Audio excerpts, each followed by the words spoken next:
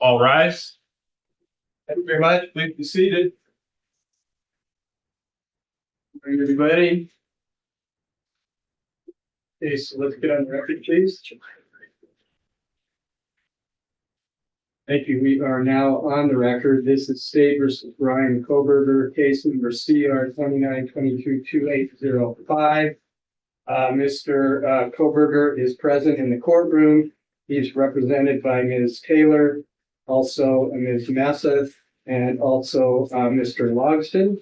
The state is represented by Mr. Thompson, Ms. Jennings, Mr. Nye, and Ms. Allen? No. Okay. Is also subbing in for Ms. Beatty. Do I have that right? Yes, Your Honor. Okay, thank you. All right. We have motions to compel discovery, 4th and 5th.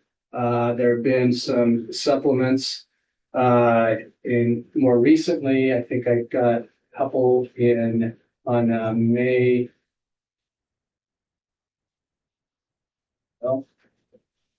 28th, I believe. So we need to sort that out. That's going to be in the morning, and that is open, obviously. And afternoon, starting at 1:30, we're going to address genetic genealogy. I think that's the plan. Okay, so starting with you, Ms. Taylor. Thank you, Your Honor. After last week, we had one witness testify, and I have 2 additional witnesses this morning, and then there will be witnesses this afternoon in closed session as well. Okay. And I'd be prepared to call my next witness. Okay, go ahead. Call Brett Payne. Okay. Make sure, please come forward. Raise your right hand. You solemnly swear that the testimony you give in this case shall be the truth, the whole truth, and that's but the truth under penalty of perjury? I do. All right, thank you, sir. Please have a seat. And then when you're seated, please state your name and spell your last. Name is Brett Payne, last spelled P-A-Y-N-E. All right, thank you, sir. Ms. Taylor. Thank you. Good morning. Morning. Will you tell us your occupation? I am currently employed by the Moscow Police Department as the Detective Corporal. What experience do you have prior to Moscow Police Department? I was served in the military for 6 years. 3 of those were as a commissioned officer in the military police corps. How long have you been with Moscow Police Department? 6 years. We're here to talk about the case of the state of Idaho versus Brian Kohberger. Have you worked on that case? Yes, ma'am. What is your role in that case? I was assigned as the case agent for Moscow PD for that investigation. Does case agent mean you're the person in charge? Yes, ma'am. If I called you the lead detective, would that be a term that means the same thing as person in charge and Yes, case ma'am. agent? Yep. Okay, thank you.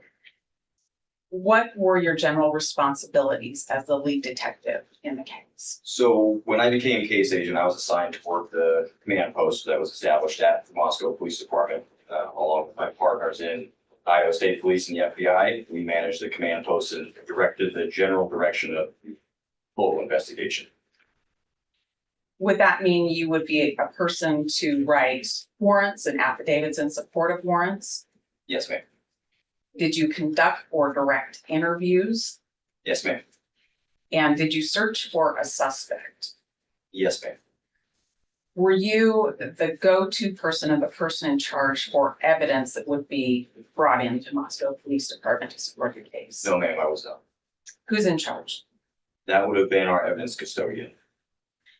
As the lead detective, were you aware of the evidence that would be under the control of the evidence custodian? Not entirely. I was made aware of basically the most pertinent evidence that was coming in, but I was not aware of every single piece of evidence that was brought into the police. Okay.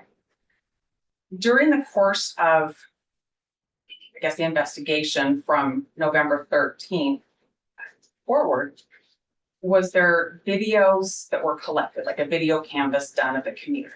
Yes, ma'am, there was. Is that something you were involved in? No, ma'am, I was not involved in the direct collection of those videos. Who is responsible for the video collection and knowing what videos exist? So the way that worked was individual investigators who went out in the community and collected those videos, brought them back to the police department and provided them to our digital forensics office. And then they were later booked in through that channel. So the digital forensics office would be the responsible entity to receive these pieces of video surveillance, is that right? Yes, ma'am, I would say it was a dropping off point for those pieces, yes. And who is that person? That was a joint effort between Detective Mallory and several people within the FBI. Which people within the FBI? I do not remember. Detective Payne, I'm asking because last week, Detective Mallory told us that he wasn't in charge of these videos. And I need to know where they are. Do you have any idea who the FBI agents are that were also in charge of this? And we could certainly find that out for you, yes, ma'am. I don't know off the top of my head. Okay, well, I'm gonna need to do that. Let's talk a little bit about what surveillance is out there. These were cameras from different businesses, is that right? Yes, ma'am, as well as some private residences. Let's focus on the businesses for just a minute. Those would be collected at main points in Moscow where you might find a person of interest, is that right? Yes, ma'am. We canvassed pretty much the entire city of Moscow looking for places that were willing to or could provide us video. And was it also important to think about if somebody were to come into or leave Moscow, the kind of video cameras you might find on those areas? Certainly, yes, ma'am. And that would be the east-west road between Moscow and Pullman, is that right? Yes, ma'am. Referring to SR 270/Pullman Road. They wanted that to refer to. I know that as the Moscow Pullman Highway. Yep. I think that's the same thing, or Highway 8. Works for me. And that goes from Pullman out towards Troy in that area. Yes, ma'am. Okay. And also important in that video collection would be the north-south Highway 95, the north end of Moscow and the south part of Moscow. Is that right? Yes, ma'am. Okay. And so you collected business videos or had that done, but who I need to talk to about this would be Detective Mallory or an unnamed FBI agent. Do I Or understand that? the agents who were the officers, investigators who collected that specific video would have written reports, to the best of my knowledge, stating such that they collected video from X, Y, and Z. That would be the best person to speak to about that particular video. But if they collected it and gave it to Moscow Police Department or the digital evidence people, isn't it your department that I'd be looking at to say, where is this now? Yes, ma'am. Okay. Well, I'm going to talk about some of those specific ones, but you brought up residential cameras in that canvas as well. Are you talking about things like Ring cameras? Yes, ma'am. Ring cameras and other sorts of private security systems that people may have had. Ring cameras have a way of sending out a notice to Ring camera owners to check their data. Is that right? I believe so. Was that done in this case? I do not remember if that was done or not. Are you familiar with some of the Ring cameras or home surveillance videos in this case? Yes, ma'am. In particular, I think your affidavit talked about one on Indian Hills Road. Do you know what I'm talking about? Yes, ma'am, I do. How did that camera come to your attention? I believe Detective Vargas works for MPD. She contacted the residents at that, the person who lives at that residence, and they provided that camera footage to Detective Vargas. Do you know why she contacted them? I believe it was part of just the video canvas, best of my knowledge. Now, I want to talk about some of the specific businesses, and you mentioned that I'd be looking at a police report to tell me if it existed or not. As the case manager or the detective, are you familiar with the reports from other officers that may have talked about turning in videos? Some of them, certainly not all of them. Your Honor, I'm going to ask that he be handed two defendants' exhibits. They are RR and SS. No, thank you.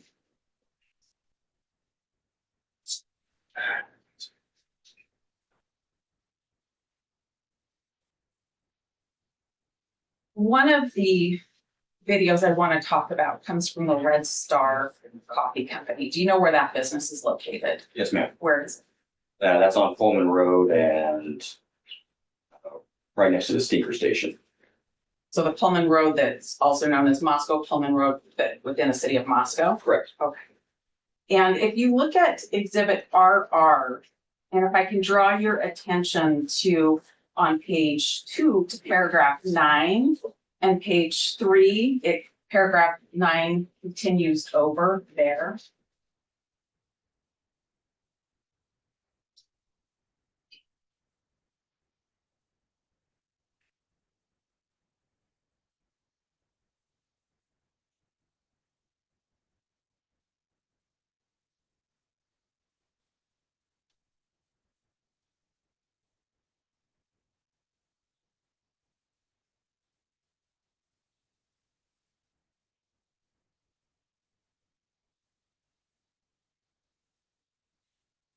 Based on your review of that, am I correct in believing that the Red Star surveillance video was collected and given to Moscow Police Department? It reads that way, yes, ma'am. Where is it? I do not know. Who do I ask where it is? That would be through the evidence custodian and MPD. That'd be my best direction for you.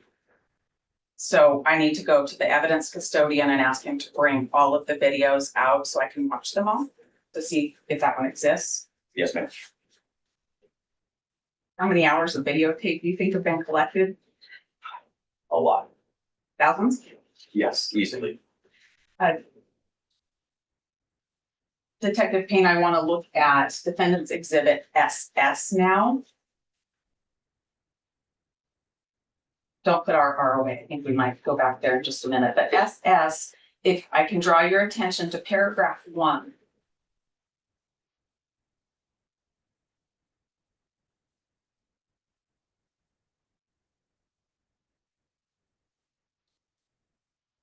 Okay.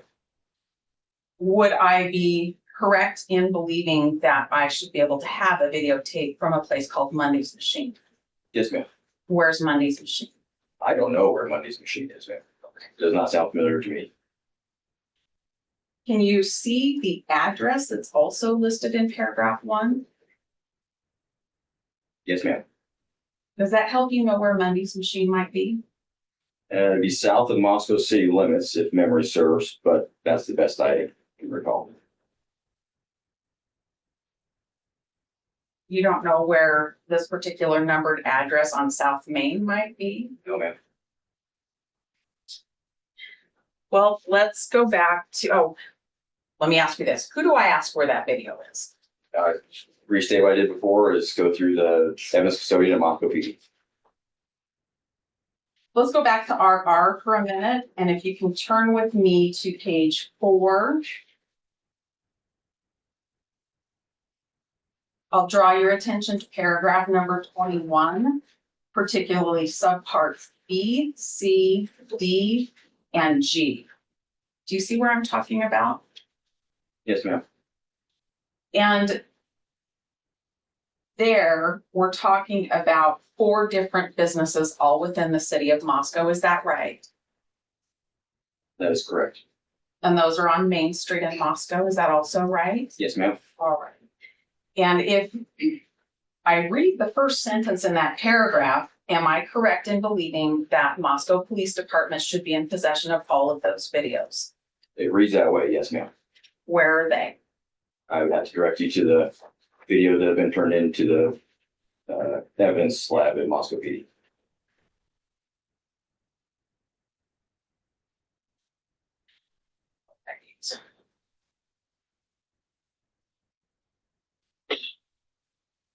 I want to talk a little bit. I'm going to move from videos now, and I want to talk a little bit about affidavits and search warrants that you wrote. Can I ask a question? You're not asking to admit these exhibits? You know, Your Honor, I haven't. I just wanted to make sure. Yeah, I haven't. The court has those in a pre-filing to put the court and counsel on notice of things we talk about. I'm not going to ask that these be admitted this way. Detective Payne didn't write them, but he's familiar with the content, so I think I have your questions answered. Thank you. Let's talk about affidavits and search warrants for a minute. Did you author affidavits in this case? Yes, ma'am. And did you use affidavits you authored in support of search warrants to obtain information that you wanted to take a look at? Yes, ma'am. And did you author the affidavit that was used for the arrest warrant for Brian Kohberger? Yes, ma'am. What did you rely on when you wrote these affidavits? Be more specific. Yes, let's focus on the affidavit for the AT&T records. There were 2 search warrants on December 23rd, 2022. Are you with me? Yes, ma'am. Okay, so let's talk about those search warrants and the affidavit. First, the affidavit. What did you rely on in the affidavit you wrote for the first AT&T search warrant on December 23rd, 2022? It was a conglomerate of interviews, data received from cell phones, my observations of some surveillance footage that was taking place, various other things. Go down the line. If you could be more specific on specific parts, I'd be happy to tell you what I'd like. Okay. There was a part of the affidavit where you talked about WSU officers identifying white Elantras. Yes, ma'am. And there was a part of the affidavit where you talked about 2011 to 2013 Elantras, and then it expanded to 2016 to include the year of 2016 Elantras. Yes, ma'am. What I want to know first is what you relied on to expand that search from 2013 to include 14, 15, and 16. That information was provided to FBI Special Agent Imel. He's a vehicle identification specialist. He used snapshots from the previously mentioned surveillance videos, and that was his determination on the types of vehicles we should be looking for, rather the year range we should look for. It would be in his report, it would be more specific, but that was what I based the affidavit off of, that portion of it. I understand as far as when we get to 2013, but when we go beyond that, what did you rely on to get beyond that? It would have been his input as an expert in vehicle identification. That's what we relied on. Part of your affidavit talks about WSU officers finding white Elantras. And I believe there was an officer that you had some communication with. Do you recall the date you had that communication? I do not recall the date. Did you have some messaging system exchange with this officer to talk about that? Yes, ma'am. Is that the only means of communication you had with this officer? No, ma'am. I believe I spoke to him on the telephone as well. When you spoke to him on the telephone, how did that relate to the date of the messaging? It would have likely been, if memory serves, it would likely been that same day. Okay. Does December 20th, 2022 sound familiar to you? Yes, ma'am. And so this conversation with this officer from Washington, it related backwards to when he noticed an Elantra, is that right? Yes, ma'am. But when he noticed it, you didn't know about that yet. Is that also correct? That is correct. Okay, so you don't know about him or talk to him until December 20th, 2022, correct? Yes, ma'am. That's correct.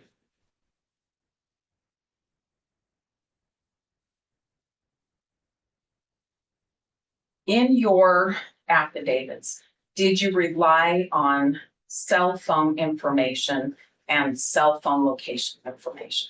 Yes, ma'am. Did you work with cell phone records yourself? No, ma'am. Did you see cell phone records yourself? Yes, ma'am, I did. When was the first time you saw cell phone records that were attributed to Brian Kohberger? I do not remember what date that was. Well, maybe you can give me an estimate.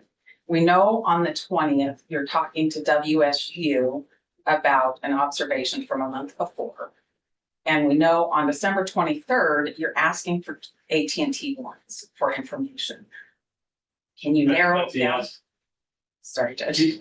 That's a yes. You can, I just want to get the record. Yes, Yes, that's okay, correct. thank you. So between those 2 days, does that help you identify the first time you saw cell phone records related to Brian Kohberger? Memory serves, the first time I saw any cell phone records related to Brian Kohberger was after we received the return from the first search warrant.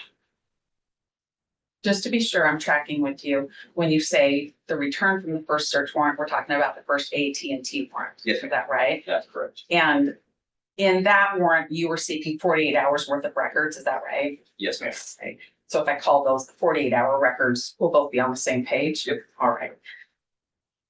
You wrote your second AT&T warrant for a much longer period of phone records that same day, December 23rd, correct? Yes, ma'am, that's correct. How far ahead of that warrant did you see the records? It would have been upon the receipt of the 48-hour records that came in from AT&T. Immediately after receiving those, I began writing that second section of the second AT&T warrant for the longer period. If that makes sense. It does. So you get these records and you take a look at them and you start writing your warrant. Is that right? The records were provided to FBI Special Agent Balance, who began deciphering them. I'm not an expert in cell phone records. That was the next thing I was going to ask you. So, no, ma'am, I'm not. So, he was the one who was conveying that information to me so I could understand what it was. So do you get the records and then get them to him somehow? Yes, ma'am. The records do they go directly to Balance? I do not recall what the distribution was on the return itself. I do not recall that. Are you and Balance exchanging emails about these records? No, ma'am. Not that I remember. How did you get them to them? We were co-located. At the time, Detective Balance was at the Moscow Police Department about 30 feet down the hallway. Are the two of you exchanging text messaging during this time? I do not remember if you texted during that time. I may have a record that would refresh your memory. I'm certainly not seeking to have these admitted, but I'd like to hand him some records to see if we can refresh his memory.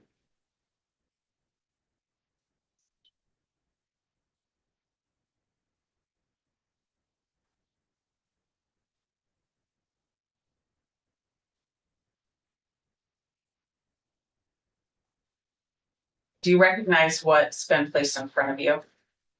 No, ma'am, I do not. Okay. Does reading the content of some December 23rd messages refresh your recollection about participating in text messages with Nicholas Balance?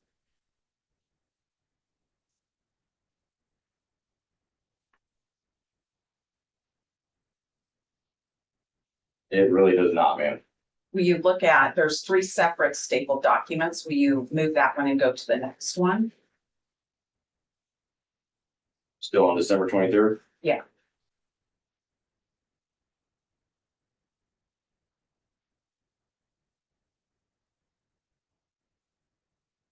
I do vaguely remember that exchange, the one at the top of this second. Is that the one that starts with you identifying yourself? No, ma'am, it starts with the message says, group text for this weekend, Maria, Nick, Ed, Brett, and Darren. You look at that third one?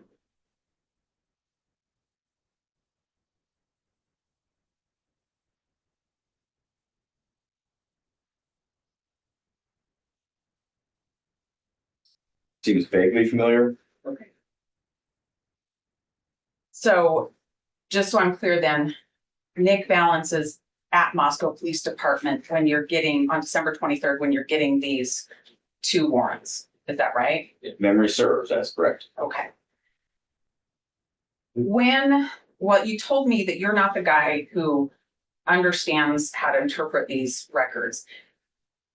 Do you know anything about cell phone towers?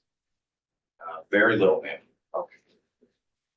So when you wrote this second AT&T warrant, you have possession of Brian Kohberger's call detail records or AT&T records, but you don't know what they mean, so you're relying on somebody else. Yes, ma'am.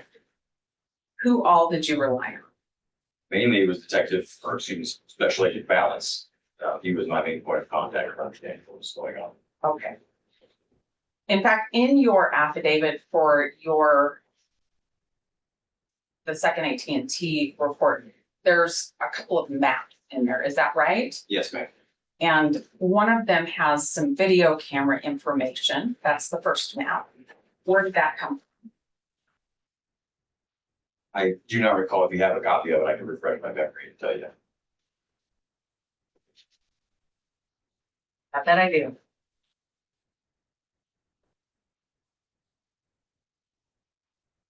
I have what we've marked defendants B.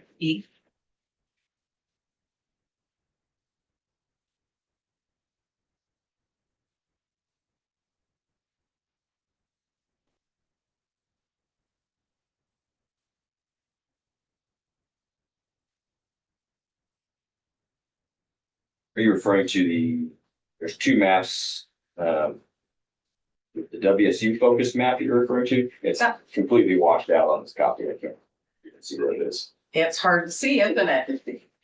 What I want to know is what you relied on to get that first one that talks about WSU and the cameras of WSU. So where'd you get that? Yes, ma'am. So Special Agent Rob Hilley with the FBI was also co-located with us. He was tasked with analyzing that video from WSU and the surrounding area. So it was a conversation between he and I, pointing out areas of locations where the car was likely seen on surveillance footage. And that's what I relied upon to create that map.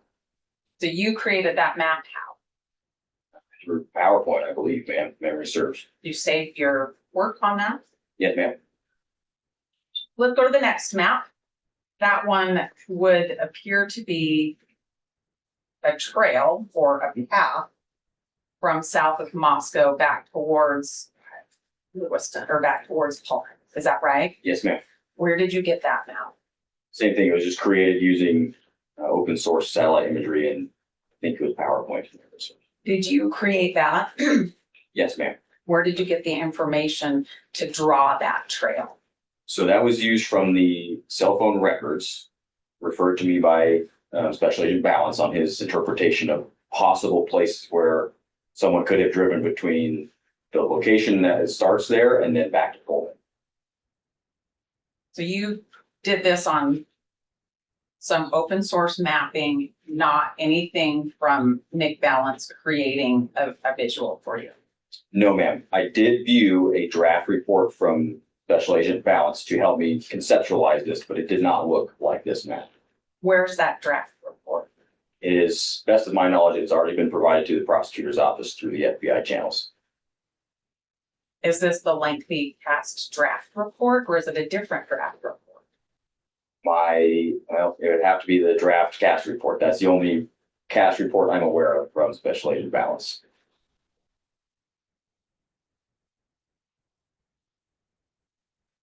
So on December 23rd, are you saying you looked at this past draft report to make that map that went into your affidavit to get the second set of records? Yes, ma'am. The one that was given to us in July of last year? I don't know when you got it. How many versions of that cast draft report have you seen? I've only seen that one, ma'am. That's the only one I'm aware of. All right. And from the FBI, we have Agent Balance and Agent Hilley at Moscow Police Department with you. Yes. Yes, ma'am. And all of this work is done with verbal communication. Is that right? The majority of it, yes, ma'am. And Nick Balance's cast draft report. Correct. And I think Special Agent Imel's vehicle identification. Yes, ma'am. Okay. Let's talk about what you were seeking to get in this. Well, let me ask this before I leave the second search warrant. Is there anything else you relied on to obtain that second search warrant to compose your affidavit? Like I said earlier, we relied on cell phone records from surviving roommates as well as the victims. We relied on interviews with the two surviving roommates that were present at the time. We relied on the surveillance footage, cell phone data. I'd have to go paragraph by paragraph, but that's what jumps to mind. Of those things, are you relying on other people's work to put that all together? Yes, ma'am. Okay. Now I'm ready to talk about the things that same day as the first one. And was there anything else from AT&T that you saw or relied on to get the second one off the ground? No, ma'am. And in the first AT&T search warrant, are you aware that part of the request was for timing advance reports? Yes, ma'am. And in fact, that also appears in your second search warrant request, right? Yes, ma'am. All right.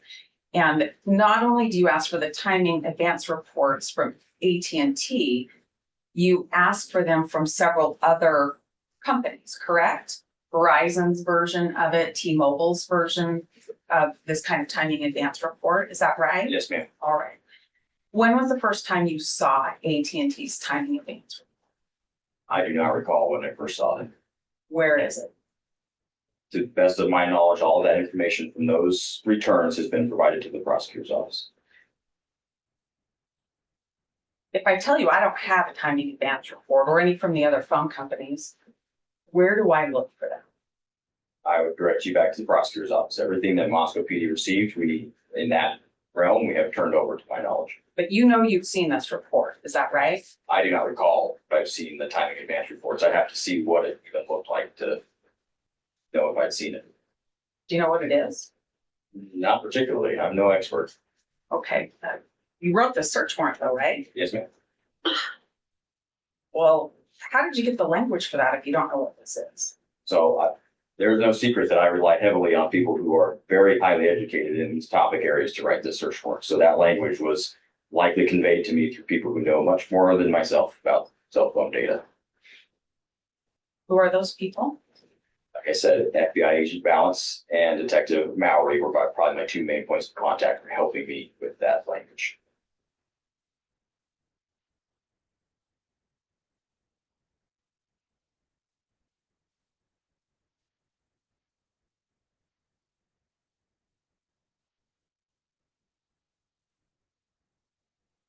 During the course of your investigation and work on the case that became the case that we're here for now, did you communicate with Agent Balance by email? Yes, ma'am. And did you communicate with other FBI agents by email? Yes, ma'am. And did that relate to the investigation of the scene and later the investigation of Brian Kohberger? Certainly, yes, ma'am. Were those communications that assisted you in preparing affidavits and search warrants to carry out your duties in the case? I do not recall. But you recall the emails themselves. I recall sending emails to FBI agents, yes, but And- specifics, no. And receiving them? Yes, ma'am. Where are those emails now? All emails that Moscow PD is aware of have been turned over to the prosecutor's office. Your Honor, if I can have just a minute. Sure, thank you.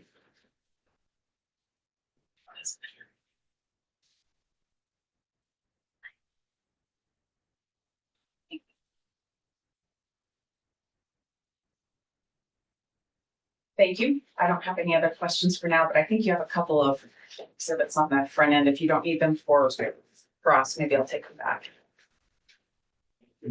Well, hold on. Do you have any questions? Yes, I'll. Yes, okay. I thought you were just stepping off, so.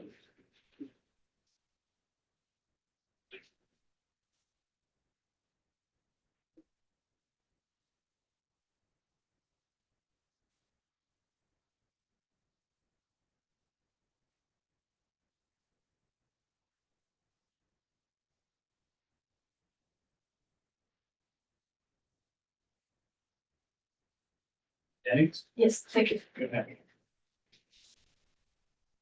Morning, sir. Good work. your knowledge, has all the evidence in Moscow Police Department's possession been turned over to the state for us to discover? Yes, ma'am. Have you facilitated the defense visiting MPD to review the physical evidence in this case? Yes, ma'am. Approximately how many times have you done that? I had to guess, I'd say 6. Now, let's talk specifically about this video surveillance. Explain to me the process for collecting video surveillance. So in this investigation, the way that played out was we directed the investigators to go into the community and collect any available surveillance footage there was. Once they had done that, they were tasked with bringing it back to Moscow Police Department, placing it in the digital forensics lab, and then writing a supplemental report on where they collected that information. That was the process. Do you know how many agencies helped in this video canvassing? Certainly the FBI and the Idaho State Police. I'm not sure if any other agencies helped. I don't know. Do you know approximately how many agents were out collecting video? Easily over a dozen. I don't know the specific number, but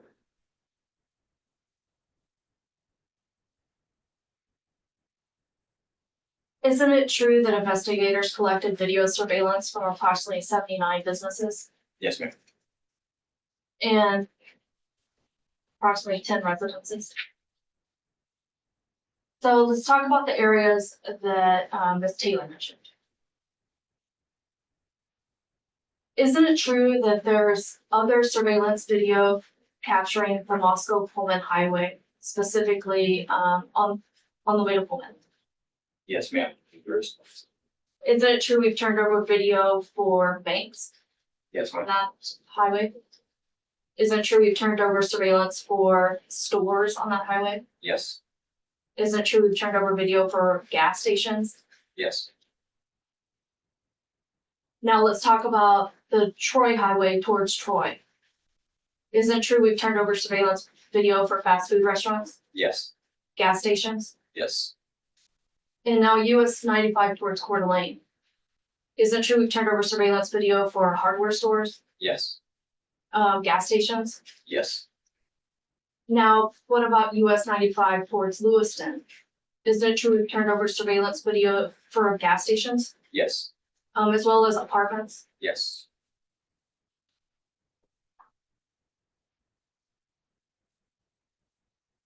Now let's move to your PC affidavit. Can you explain to me what did the investigation look like during the time that you were writing that affidavit? So as I said, the command center was established at the Moscow Police Department. The command center consisted of myself and numerous partners from the FBI and the Idaho State Police. We were all co-located there at Moscow PD. We also had individual sections assigned to do various tasks, collect video, conduct interviews, so on and so forth. The majority of those people were also co-located at the Moscow Police Department. So as the process for developing this affidavit began, those people would just come into the command center and relay information that was deemed to be critical or important. The reason for that was to shorten the chain of information to make sure that the folks, myself and my partners in the command post, got the clearest view of what the investigators on the ground were actually retrieving and learning as this went on. As they relay that to me, I can put that into the affidavit. And is that standard to rely on what other investigators tell you when you're applying for warrants? Absolutely. And is that what you did? Yes, ma'am. And is what you relied upon detailed in your probable cause affidavit? Yes. Now, talking about the timing advance records, are you aware that AT&T didn't provide timing advance records in December of 2022? I do not remember.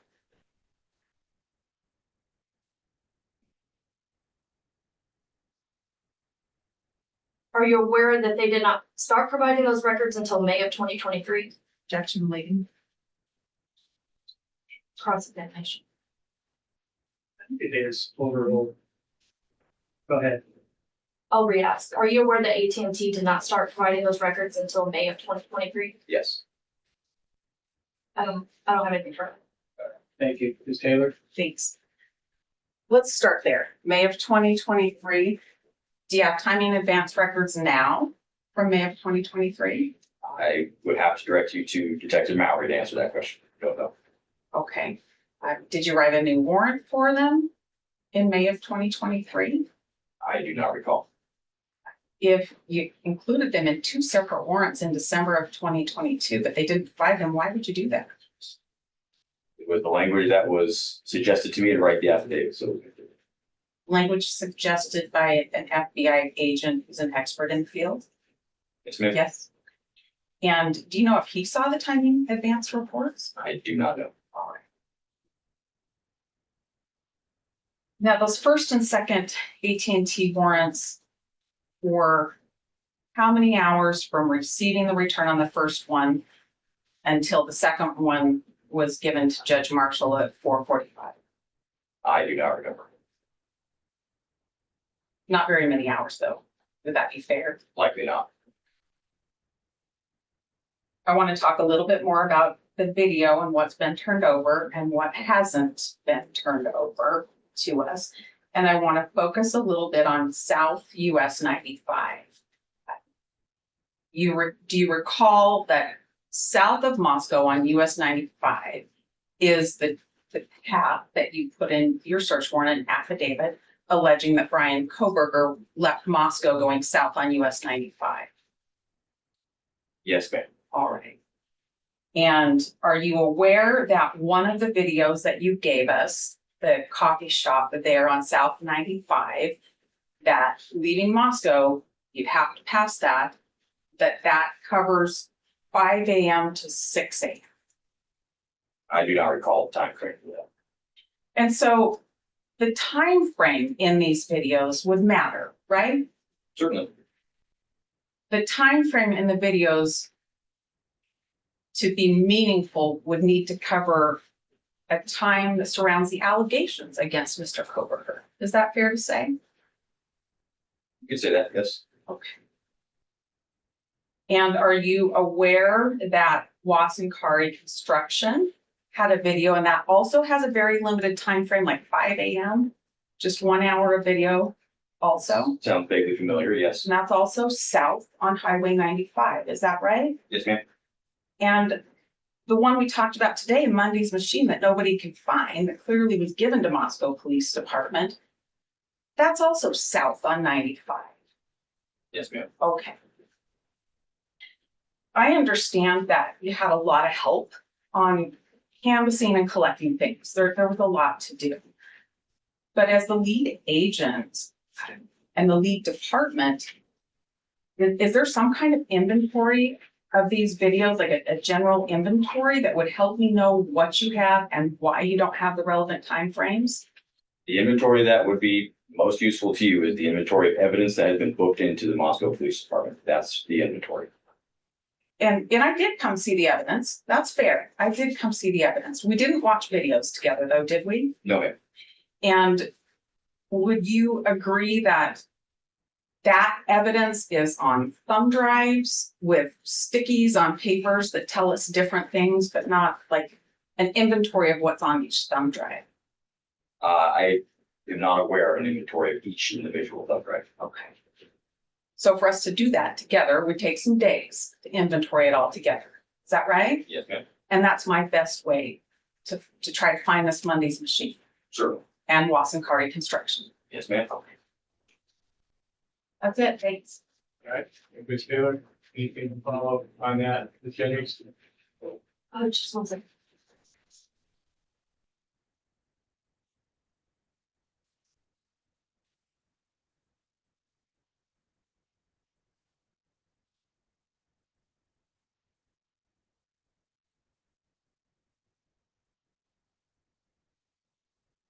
Thank you. I just want to clarify what's in your probable cause affidavit.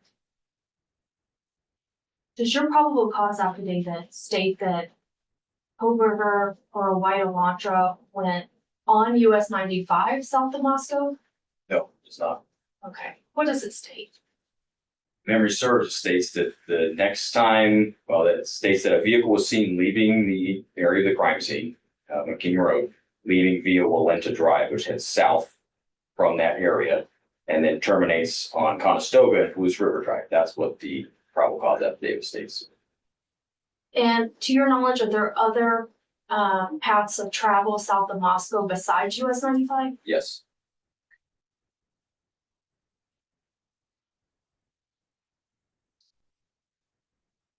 And what's that other route? I believe the one that was referenced in the affidavit goes from Blues River Drive, which turns into Sand Road at the state line, not the Idaho-Washington state line. That road continues westbound until south of Pullman and eventually leads north into Pullman at Bishop Boulevard, if memory serves.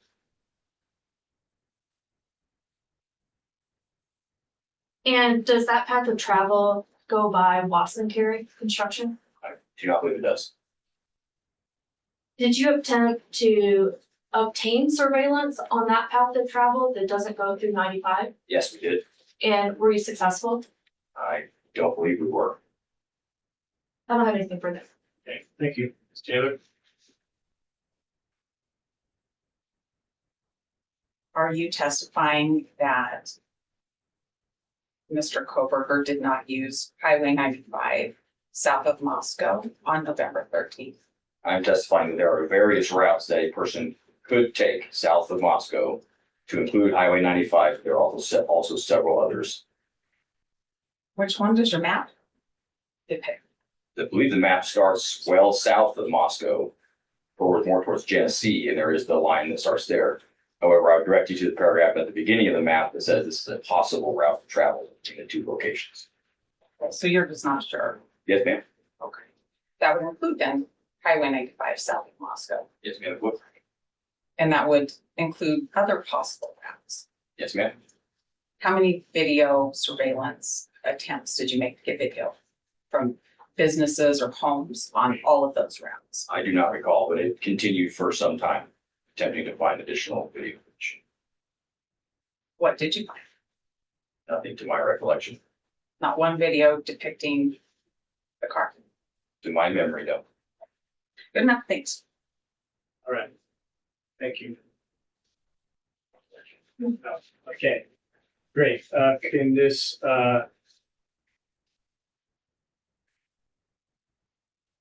Detective, Payne be excused at this point? He can be, thank you. Okay, any objections? All right. Thank you, sir. Thanks for being here. You can, you're free to stay or leave. Thanks, sir. Thank you. Your Honor, we call Syray. Okay, thank you.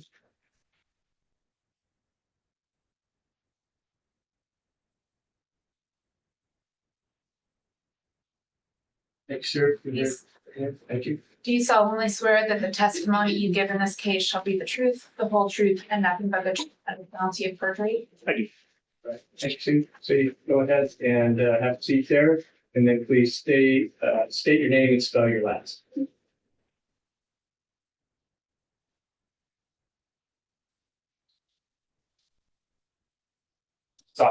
Ray, R-A-Y. Thank you, sir. Ms. Taylor? Thank you. Good morning. Good morning. Will you tell us what you do? I have a handful of different jobs, but primarily for my role here, I do a lot of consulting, analysis, and evaluating geolocation data as it pertains to mobile devices. Let's talk about how you got to that place where you, by consultation on devices and geolocation. Okay. What background led you to this job? I started with a law enforcement background. I started my law enforcement career in 1995 in Arizona. Started working with the first set of cell phone records in that capacity in 97, late 1997. There wasn't a lot of training. Obviously, cell phone technology and the use of that in criminal investigations was very new and novel at that time. So most of my early training came directly from the carriers. If I was working a case with Verizon or AT&T, I would work directly with Verizon or AT&T engineers to understand the records, what they meant, how to map them, how to interpret it. In 2000, I started a very small police department in Arizona. In 2000, I transferred to a much larger police department in the Phoenix area. When I made that transition, I took more of an investigative role. I was previously a patrol officer. That investigative role, I started with a DEA task force where I worked with drug narcotic interdictions, and the primary role there was working with cell phone records. So I had some more training experience in that capacity. In 2001, late 2001, I left that position and I went into a full-time investigations position. I started with sex crimes and child crimes. Again, using cell phone records and attending what training was available. Again, most of that is from the carriers directly. About 2004, I moved out of sex crimes and child crimes into persons crimes or violent crimes. So any type of a dangerous or violent crime against a person. Continuing to work with cell phone records and attending what training I could. In 2008, I was promoted to sergeant, and I was immediately put into a homicide robbery sergeant's position, where I stayed until 2010. Around 2004, I started doing a lot of work with cell site simulators, and that is a piece of equipment that allows you to physically go out in the field and find a mobile device. In a very brief summary, it's the ability to create a fake cell tower that is mobile, it's in a vehicle. And if I can analyze your phone records and determine a rough area that you're at, I can put this mobile platform in that area. Your phone will register to it, and I can physically track the phones. It's in the courtroom, it's in a bedroom, wherever it may be. In 2007, our agency purchased that equipment. So prior to that, I was working with other agencies looking for devices using it. 2007, we purchased our own equipment. That purchase also prompted more training. There was a company, it's owned by Boeing. They came in and I had 80 hours at that point specific to cellular network engineering, how to go out and actually conduct these surveys to understand how a particular cell phone network works in a particular area, and how to replicate, how to create a cell site that looks legitimate in that area. I worked with that company for a number of years in doing that, hundreds of hours worth of back and forth working, actually going out in the field and doing this. In 2010, I had an opportunity to go to Afghanistan as an advisor in charge of an undercover Afghan police team that targeted IED cells. And again, we would look at different types of technology that we could leverage in doing that. I came back in late 2010, early 2011, and went back to the police department. In 2012, our department created a position that this was a full-time position. Now that's all I did was track phones pretty much every day, using cell site simulators, using phone records, whatever technology we could leverage. Because of the lack of training that was available when I was a younger officer, in 2007, I started a training company. At the time, it was called Phoenix Training. And I created a training company to provide law enforcement training, specifically as it relates to cell phone records. I've been providing that training from 2007 up to, we're about 2013 now. I was really frustrated with the lack of software and training available to law enforcement. It's very complex and clunky, for lack of a better term. So I began researching and teaching myself how to do some basic computer programming, and I wrote a program that I could take phone records from any carrier in the United States, and I could put it in this program, and it would immediately map hundreds, if not thousands, of connections. It was pretty unique at the time. There just wasn't a lot of options out there that was doing the geolocation. There was a lot of analytics to who's calling who and how often they call that person. But specifically to put it on a map for detailed geolocation data, there was a big gap in the market. It worked. It worked really, really well. And at the time, because we were tracking phones in the field, it gave me this very unique opportunity where I could use a search warrant, get phone records, analyze the phone records, come up with a hypothesis that this phone is most likely Thursday at 2 a.m. going to be in this neighborhood, and then physically go to that location to recover the phone. And then I could evaluate, was I right? Was I wrong? Do I need to tweak something? Mid-2013, our agency was assisting a lot of other agencies because we had, for lack of a better term, we had progressed significantly on our ability to find the phones. I had a lot of agencies asking me for a copy of my mapping program, and I was just about at 20 years at that point. I realized maybe it's time to go do something else. So in May of 2014, I retired from the police department and I started a company called ZETX, ZETX. And we offered a couple different things. So we had the mapping program that I just described. Obviously, when I'm running it on my laptop, it can be a little clunky. It doesn't have to be perfect. When we started business, we actually hired computer engineers to come in and take what I had written and scale it to a national platform. So we offered the mapping services, which was both real-time and historical.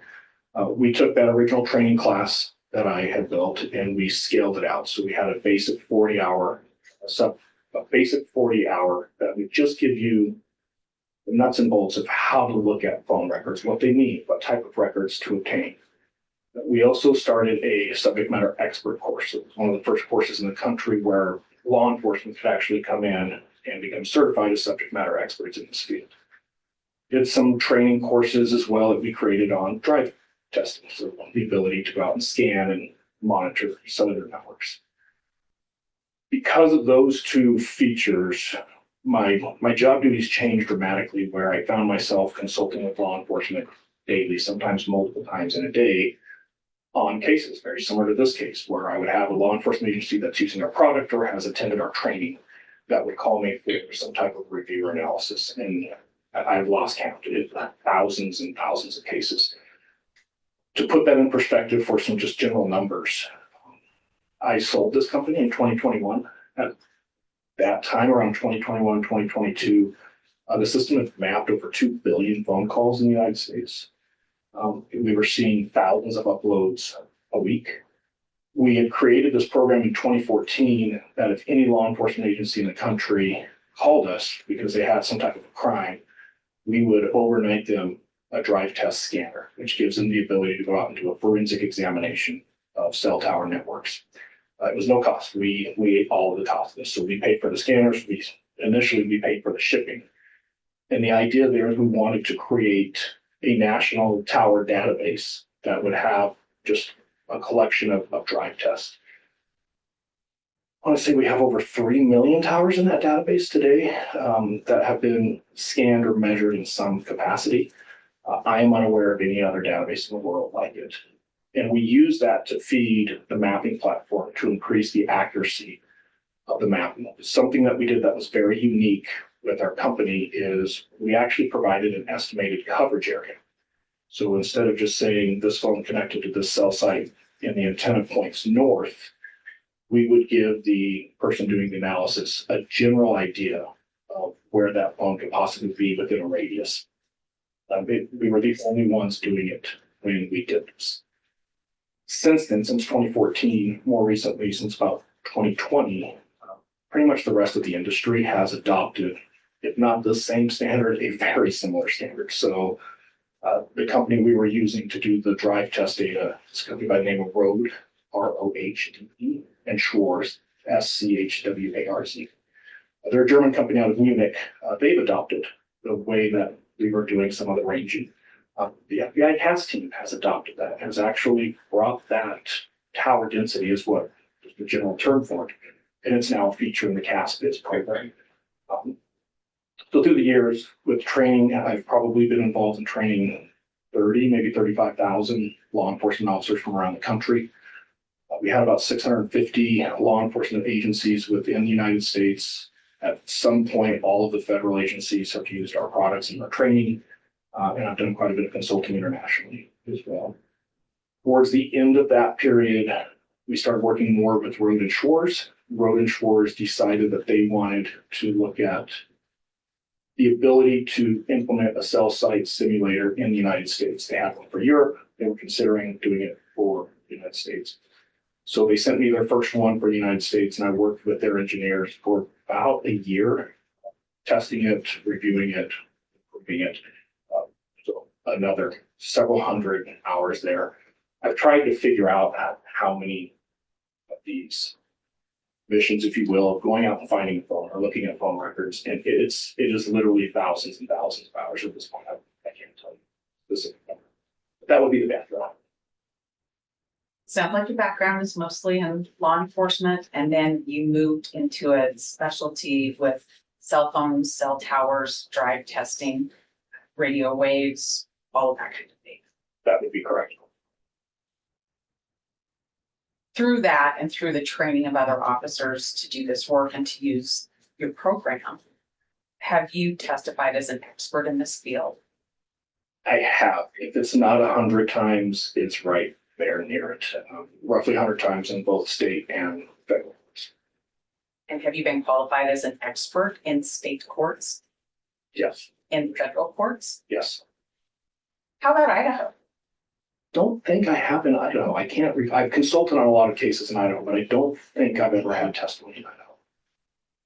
This your first time then? I believe it is. Generally, when you work, and I'm talking about when you've done your consulting work or worked with an agency to do what you do to review the records and to analyze the data, do you usually work with the defense? This is the first time I've ever testified for this. Fair to say you usually are a prosecution witness? That is a very fair statement. Well, here you are, and you're working with us in Mr. Kohberger's case. What's your role in this case? Trying to conduct an analysis of all of the geolocation data, at this point still focused primarily on Mr. Kohberger's device, ultimately all devices, but any geolocation data, which is the ability to look at a specific area, whatever range or size that might be at a specific time, and put some type of accuracy and reliability to a phone's travel.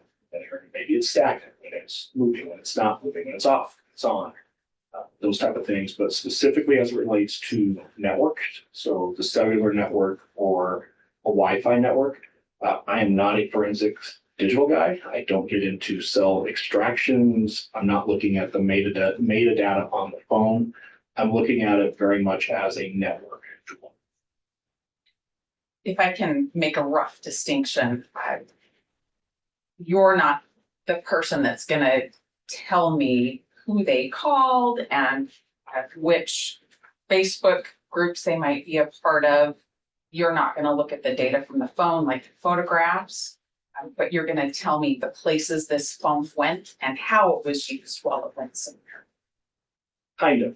Let me clean that up a little bit. I will look first at where I believe the phone went, where it traveled, how it got there, how long it took, possible routes. And then to your point, I call it cooperative data.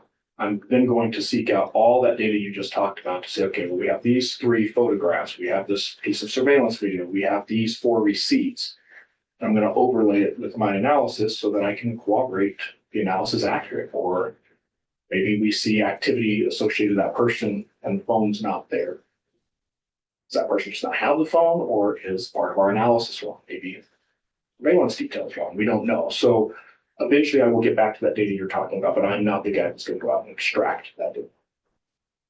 Would it be fair to say that that's data that you would use in a final analysis as it comes in from other sources, but you're the go-to for me to understand how a phone works with a tower and how it moves between towers if the phone's in motion somewhere?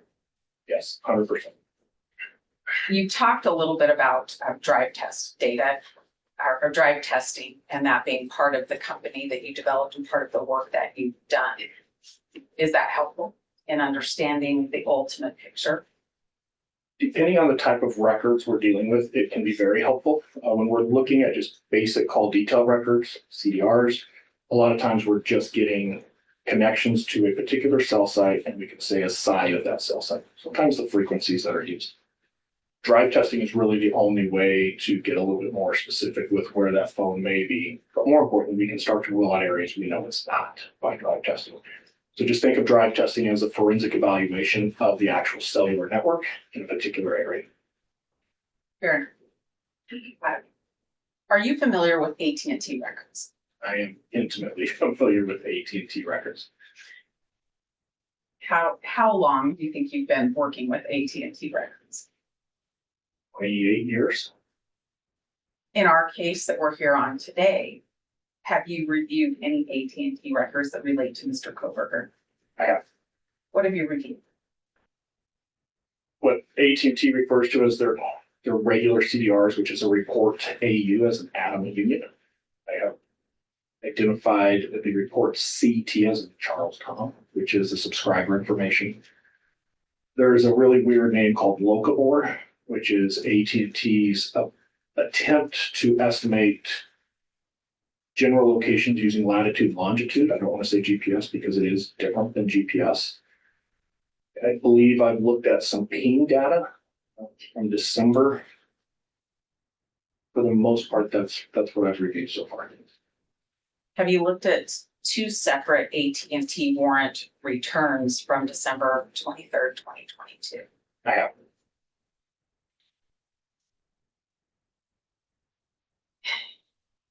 In your experience with working with AT&T records, is it common or uncommon to have two warrants, one that relies on the content of the first in the same day? It's not uncommon to see a small time period that produces results that would increase the desire, the need for a bigger time period of records. Seeing that entire process happen twice in the same day is extremely rare. Well, the first AT&T record, we called it today the 48-hour AT&T record of Brian's call detail record. If you were to take that and do an analysis on the call detail record, how long would that be?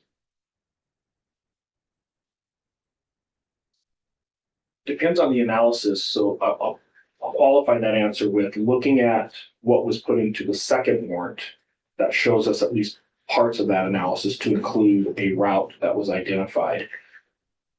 To do it reliably and feel comfortable that I'm accurate, at least 3 hours. And that's if you know what you're doing and you have all the tools at your disposal.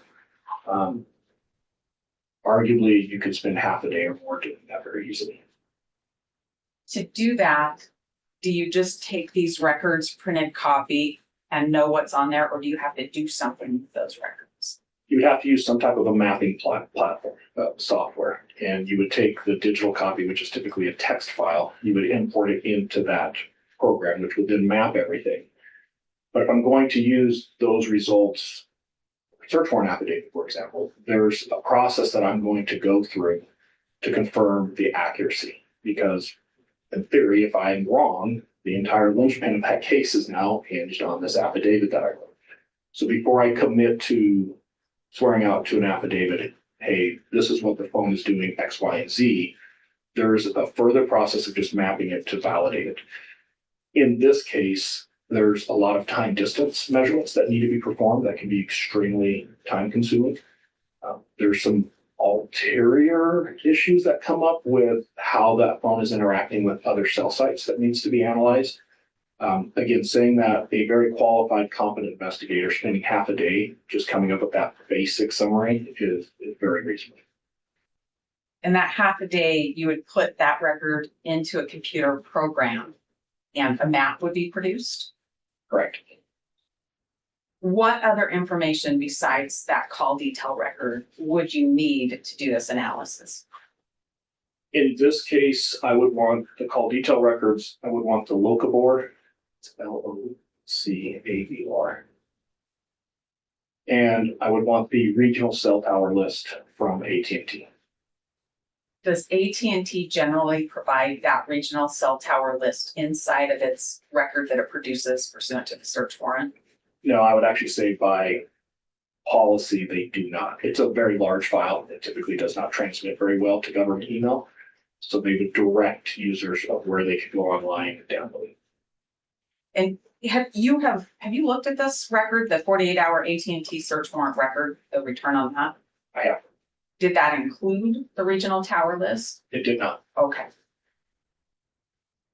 So if you are doing this analysis, you put CDR records into a computer program, you put a regional tower list into the computer program, what does it produce?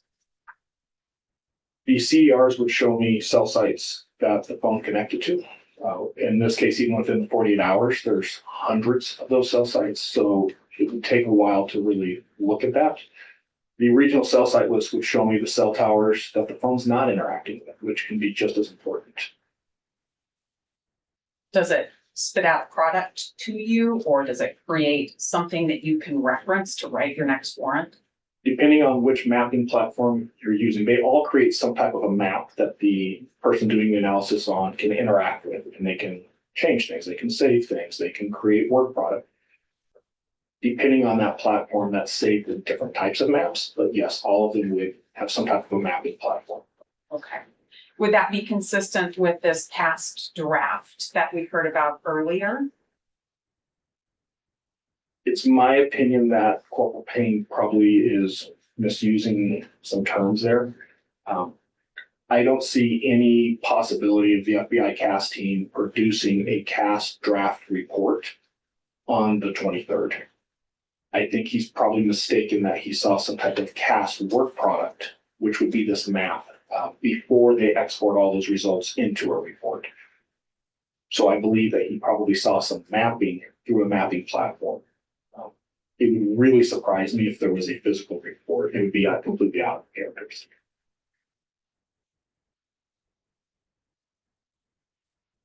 In that first AT&T report, did you, or request search warrant and affidavit, did you see the request for advanced timing reports? I did. It's in both search warrants. Did you get a copy of that in either return? I have not seen any timing data in this case. In December of 2022, did AT&T have this advanced timing report? They absolutely did. Was it something that they could produce? It absolutely was. And in May of 2023, how is it different to that May of 2023? Prior to May of 2023, only certain agencies were receiving this timing report, the FBI being one of them. What was referenced earlier about the May 23 date, that is when AT&T started offering the same type of reports. It's a little different, but it's the basic timing report to the state and local law enforcement as well. But prior to that date, state and local law enforcement would have to leverage these reports through federal agencies that had access to them.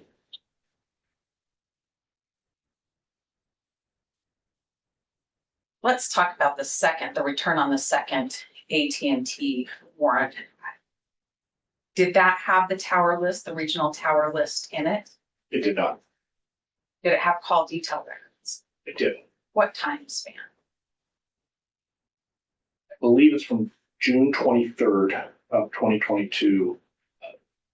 The historical was as of the date of December 23rd, but there was also a real-time PIN register that was added that extended, I want to say, to the end of December, maybe very first of January. What's a real-time PIN register? So the second search warrant asked for a couple of different things. Historical records going back to June 23rd to the current date, which was December 23rd.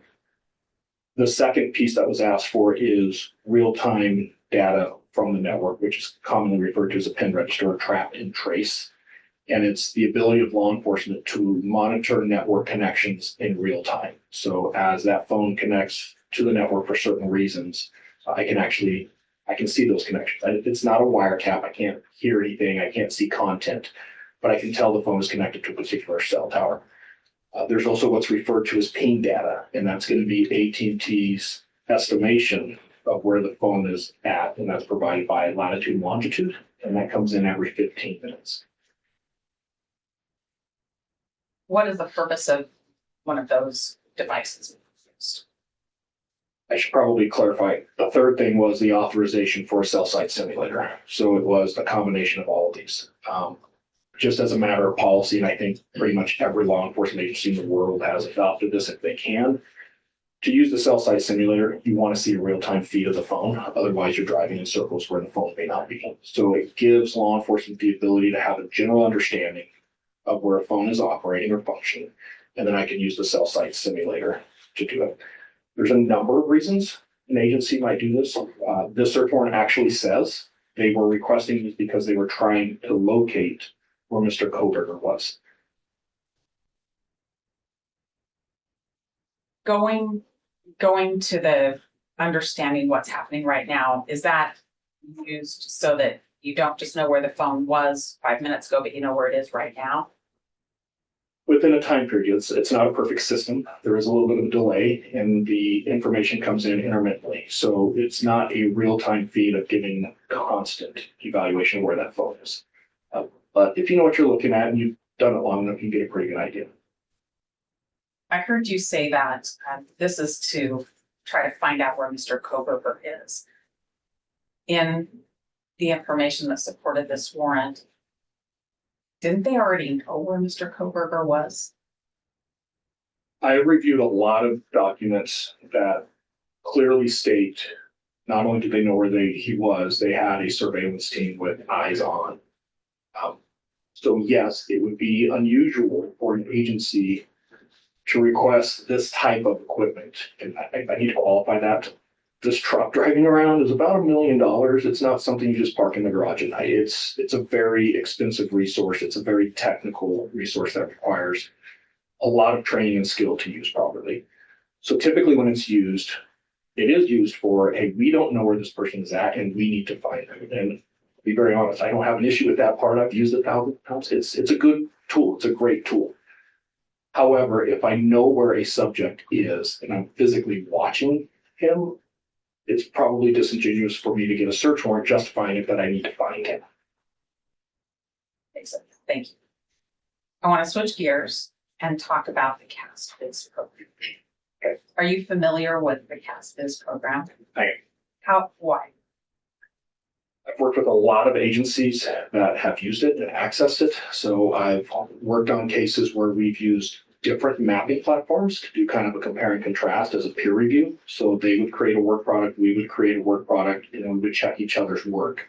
Because at the end of the day, we're just looking for the accuracy. We want to see if there's any errors in that. I would say I probably have worked with the CAST-BIZ reports several dozen times, maybe as many as 50. I'm aware of some of the updates they've made. Like I mentioned earlier, I'm aware that they have added a feature that you can now input tower density, so you can create these estimated ranges, if you will. And I'm very familiar with the basic settings that have certain controls you can do, like time zone. What time zone am I going to have it? Am I going to use the coverage density? Am I going to save my work? Am I going to just exit the program? I physically have seen those features a number of times.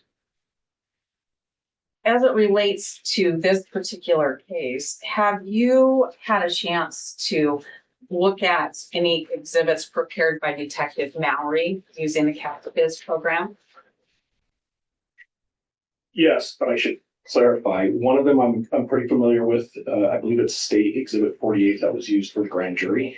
The others I had never seen until I believe it was last week. So I'm probably gonna have to look at those if you're gonna ask me questions on those. But State's 48, I'm pretty familiar with.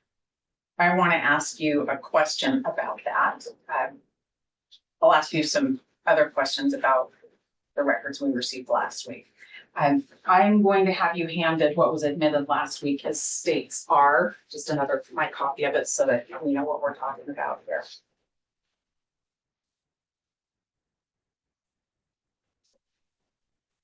Okay. I'm curious about what was needed to go into CAST-BIZ to create that. So when I open the CAST-BIZ program, I have to input what I'm going to refer to as source data. So let me define source data is any data that is in electronic format, typically a text file, that the CAST-BIZ program is going to link to this mapping session and use that source data to create the images we're seeing.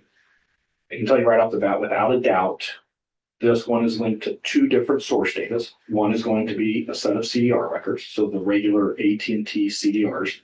And then this particular exhibit would require the regional AT&T tower list, which is a text file that contains all of the cell site locations, most likely be Western Washington, Idaho, and Eastern Washington, Idaho, and Western Montana is typically that region. But there's no way this map was created without the AT&T tower list. It's physically impossible. Is the AT&T tower list, was that contained in the call detail records that were obtained by search warrants relating to Mr. Kohberger? It was not. All right. And in the CASVIZ program, when you input the CDR call detail records and you input the tower list, does that program create any type of log? It does, and I want to make the record really clear on what I'm testifying to, because it can get kind of confusing when we start talking about different versions. The CASVIZ program offers two styles of mapping. I can just default to a normal size, what they're going to refer to as a wedge shape, which is representing the sector the device connected to. If I was doing that, all I need is the AT&T records, because the AT&T CDRs actually have the tower information that's required for that mapping. As soon as I change that feature, though, to add coverage areas, the estimated coverage areas, and now these little wedge shapes or these sectors are all different sizes, the CAS program has to be linked to a tower list that has location of all of those towers. That's the only way the program knows how to size the cell sites. So I just want to clarify, if I'm mapping the CDRs without coverage areas, all I need is the CDRs. If I'm mapping the coverage areas in the CASVIZ program, I have to have a tower list. This one, I can see 3 different sectors. 2 of them, if anybody sees this exhibit, just to make the record really clear, they're really hard to see. One of them is just under the N as in Nora, under the word Pullman. The other one is right by the L in Pullman. But they're different sizes. And that tells me right off the bat that the AT&T tower list was used. And why are they different sizes? Mind me again, please. Cell tower density, we see a great big sector right in the middle of this map, and I'm not familiar with the area here. It's basically south of Pullman and south of Moscow, kind of out in the middle of nowhere. Not a lot of cell towers out there, so one tower covers a very large area. Then the other 2 are going to be in Pullman. It's kind of hard to see on this map, but I believe they are going to be ones that are on Washington State University campus. A lot more cell towers, the coverage is much smaller. So it's just a way to look at tower density to kind of estimate how far certain towers may connect to a phone where others may have a very short range. And is it based on that difference in towers that causes you to know that a certain type of tower report was used? Yeah, it is a basic algorithm that uses tower density, and the only way to determine tower density is to have a list that has all of the towers, not just the ones that were used by the cell phone. Okay. Do we have the list of the tower list that was used by Detective Mallory in developing that exhibit? Detective Mallory stated he did not use a tower list to create this exhibit, so no, but I'm not sure how to answer that other than I haven't seen one. Should it be there? It is physically impossible to create this map without it. If you had the logs from the CASVIZ program, would that give you more information about what was used? It would. We would need the CASVIZ program as well. The logs are saving certain settings, and it's a JSON format, which is just a software language. We could load that JSON file into the CASVIZ program, and for the most part, we could replicate exactly what was done. If I understand that, to turn it around, in order to replicate that and to see what was done, you would need a CASVIZ program. Is that right? Correct, and preferably the same version that was used. And you need a JSON file that was made by Detective Mallory. Is that right? Correct, and depending on where this software program is, we would probably need the source data again because it may not be automatically linked. Anybody who did PowerPoint 10 years ago, you make a PowerPoint on one computer, you save it on a thumb drive, you go to a different computer, all the links are broken. It could create a situation like that. So you would probably need the original source data as well, just to be sure. What's the original source data? In this case, it would be the AT&T CDRs and the cell tower, the regional cell tower list. From that time? Correct. Okay. Well, no, if we're trying to recreate this work, this is where it gets a little bit complex. We would need the exact AT&T tower list that Mallory used but didn't use, which makes it really difficult because AT&T updates these on a fairly regular basis. If he used a November list, and I use an April list, the results could be different.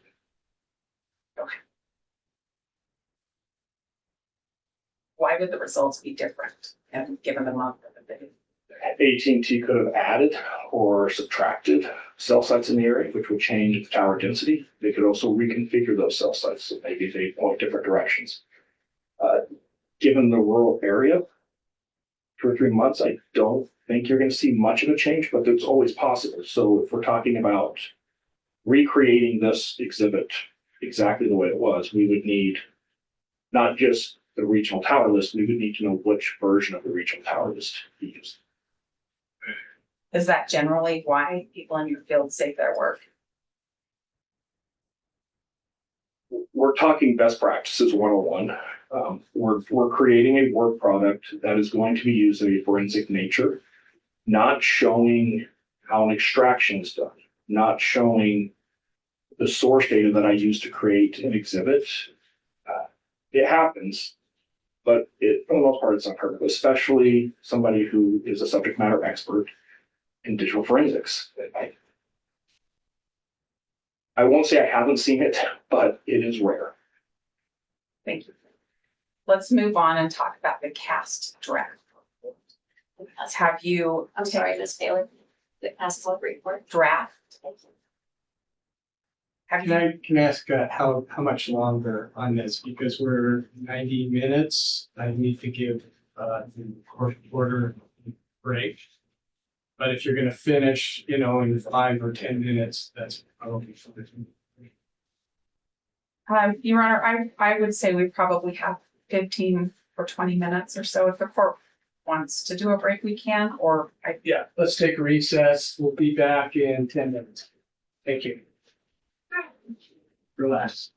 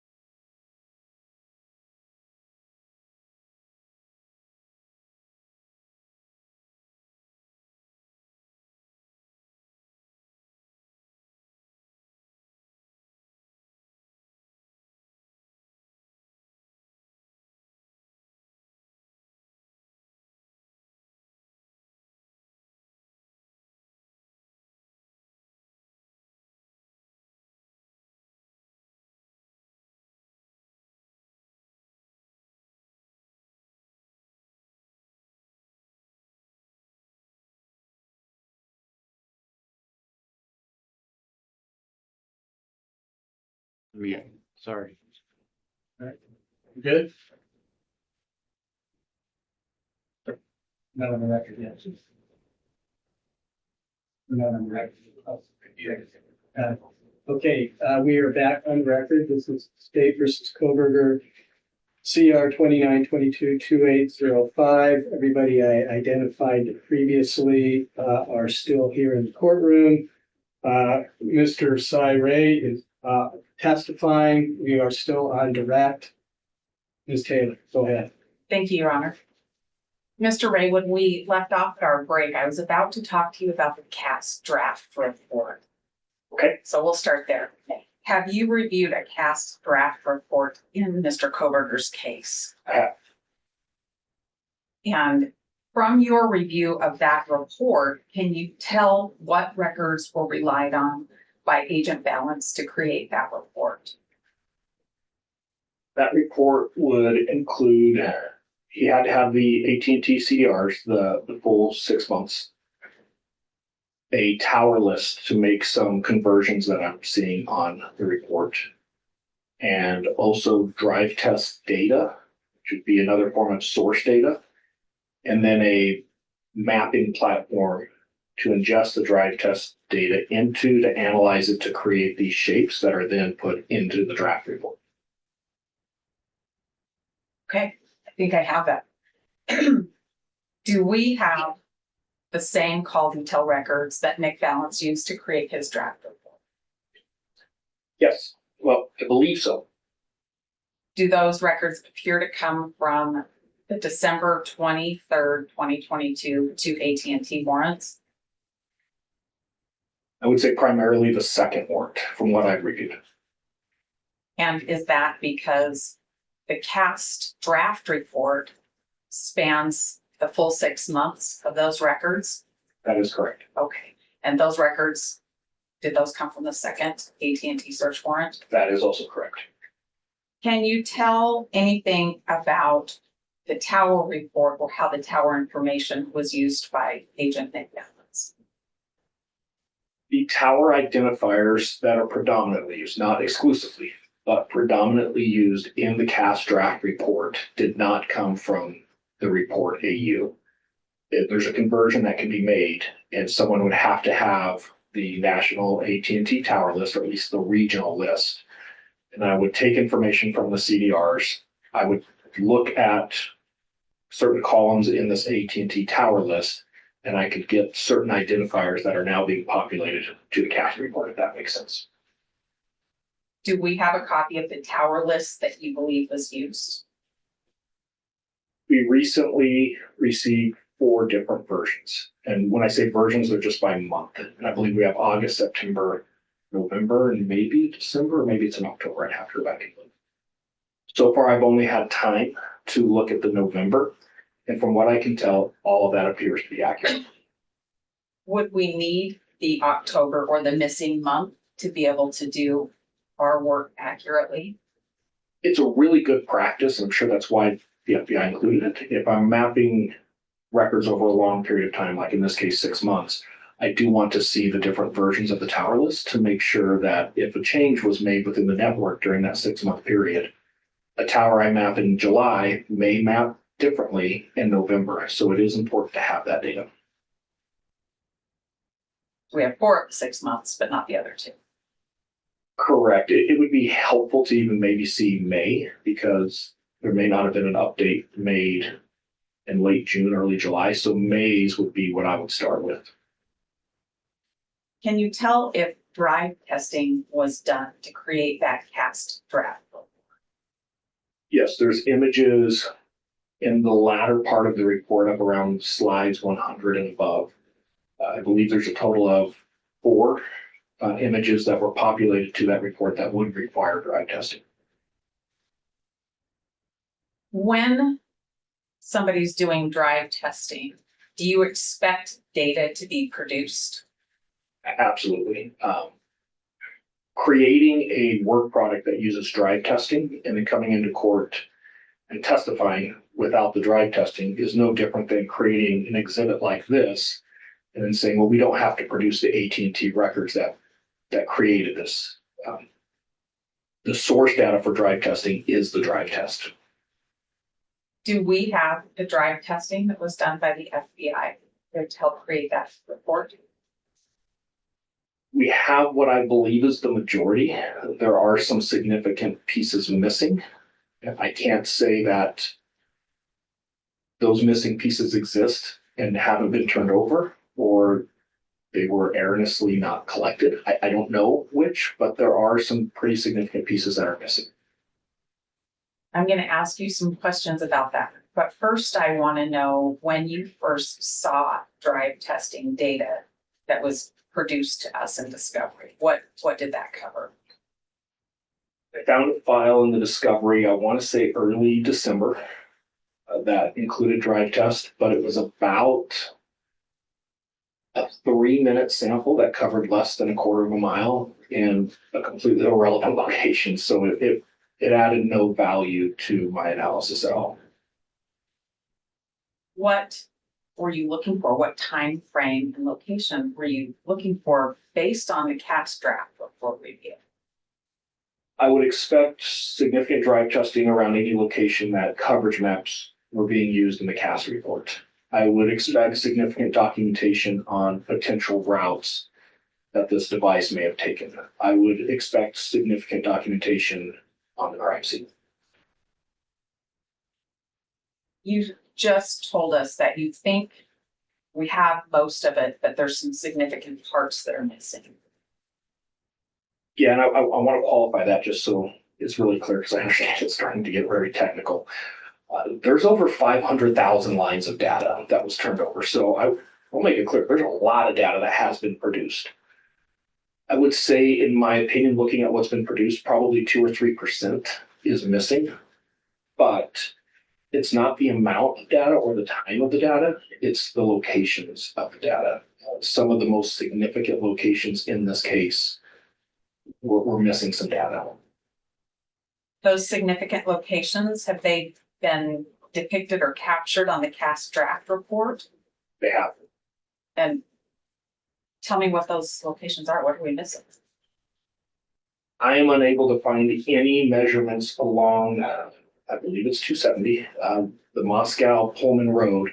If you drove the most direct route from Pullman to Moscow or vice versa, pretty much as soon as you're leaving Pullman to the time that you arrive in Moscow, we are missing that entire stretch. And if there's ever been a case that we need to look at, what does it look like when a phone travels from Pullman to Moscow? This is probably the case.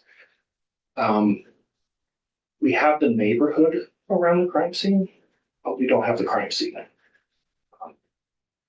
Normally, that wouldn't be too terribly significant, because if it's a flat area, there's not a lot of vegetation or mountains. You could probably interpret the same. The location of this crime scene is very unique because it sits on a mountain. Part of it is shielded by a mountain. There's a lot of other big, thick, dense apartment buildings there. Your phone is going to behave differently inside of that residence than it might on the road behind the residence or in front of the residence. I can't find any drive test data that actually encapsulates any part of the property.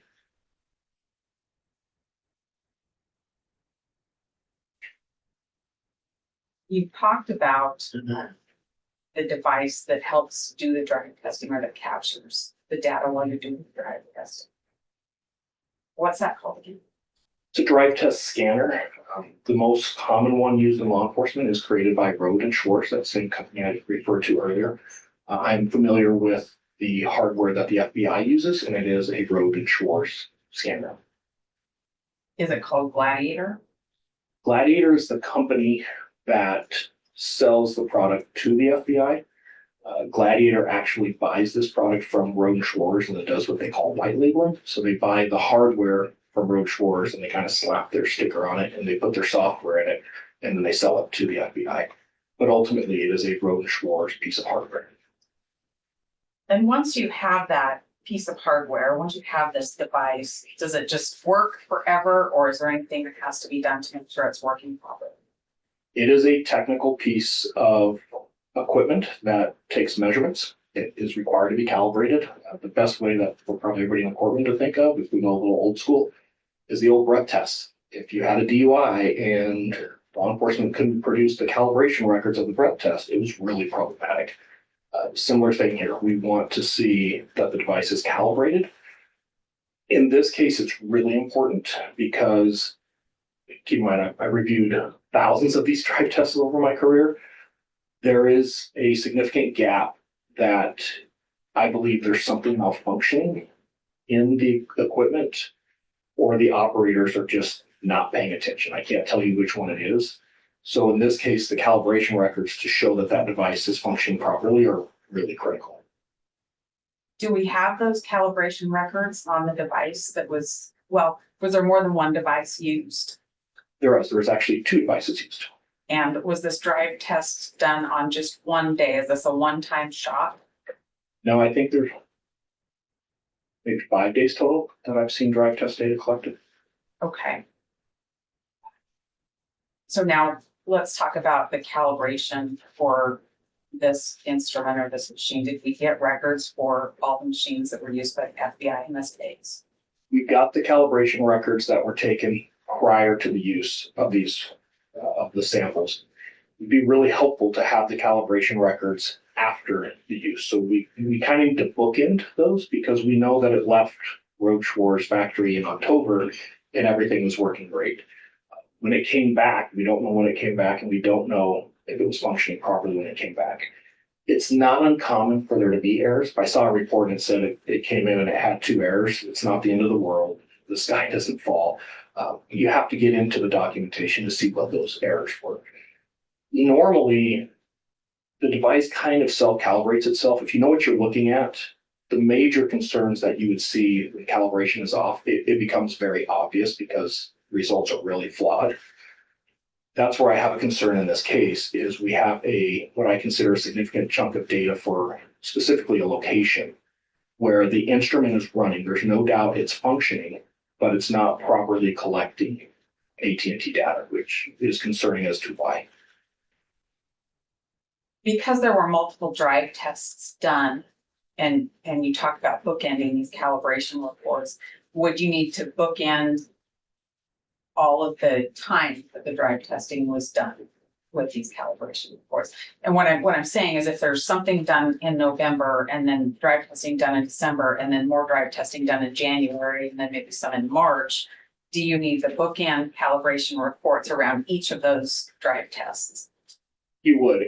To date, I haven't seen any drive test data, I believe, beyond January 5th. And I'm not sure the time zone, so maybe it could creep into January 6th. But if there's any drive test data after the first week of January, I'm unaware of it. Okay. So in our case, which months are we missing? For the calibration, Yes. whatever the next calibration, the FBI would choose when to send these devices in. So whenever that next calibration report was generated for these 2 devices. On the calibration certificates we have, I think you told us that after the maintenance, it went back into service and passed inspection, was functioning properly. But when it came in, it didn't have multiple errors, but when it went out, it was functioning properly. Is that why you need to see the next one on the other side of the drive testing? That is correct. Okay. Now, when we're thinking about the data that, the drive test data that we have that's missing some significant portions, could it be because the machine wasn't working right all the time they tried to do drive testing? Yes. Okay. Is it also possible that the FBI agents using this machine weren't properly trained to do the drive test data or to do the drive testing and collect data? I know of the 2 FBI agents from prior lives. I believe they're properly trained. So we're looking at either the machine itself isn't functioning properly, or could that data have been pulled out of what we got? If we're talking about possible scenarios that would cause the shortcoming of data, maybe it was never captured in the first place. I can't speak to that. The machine erroring, at least during one portion of this drive test, I've seen similar errors before. I'm pretty sure they had a small period of time where it had been a very busy day and it kind of gave up for a little while, like any computer will, and it needed to be reset. Could things be extracted and us not know? It's always possible. I can't rule that out. Is the missing data important to you to fulfill your duties in Mr. Kohberger's case? I don't recall when I got involved in this case on the day where I could actually start looking at evidence. I've had a concern since the very first day I saw the cast draft report that there are significant errors in the drive testing. It was before I even saw the drive testing. I can look at the coverage areas and I can tell you they're wrong. So yes, it's not a concern that they're wrong. People make mistakes. We can fix things. It's a concern that I still don't have the source data that any expert, not just myself, but anybody could sit down and look at and say, okay, I see what's happening here. Here's how we fix this. Unfortunately, that mistake has a ripple effect, and I'm seeing multiple errors that are happening as a result. So that's why this data is important, is we've reached a point that we need to determine, is this just human error? Is this accidental? Is it intentional? Is there other things at play here that's changing this narrative to where there's clearly some manipulation of the original data? And having that data, will that help us answer that question? It's the only way we're going to answer that question.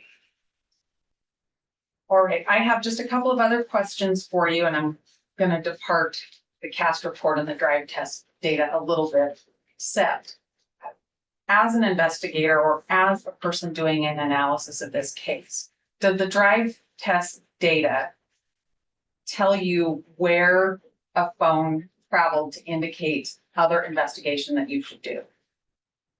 Technically, the call detail records tell us that. The drive test data help us become more accurate with that.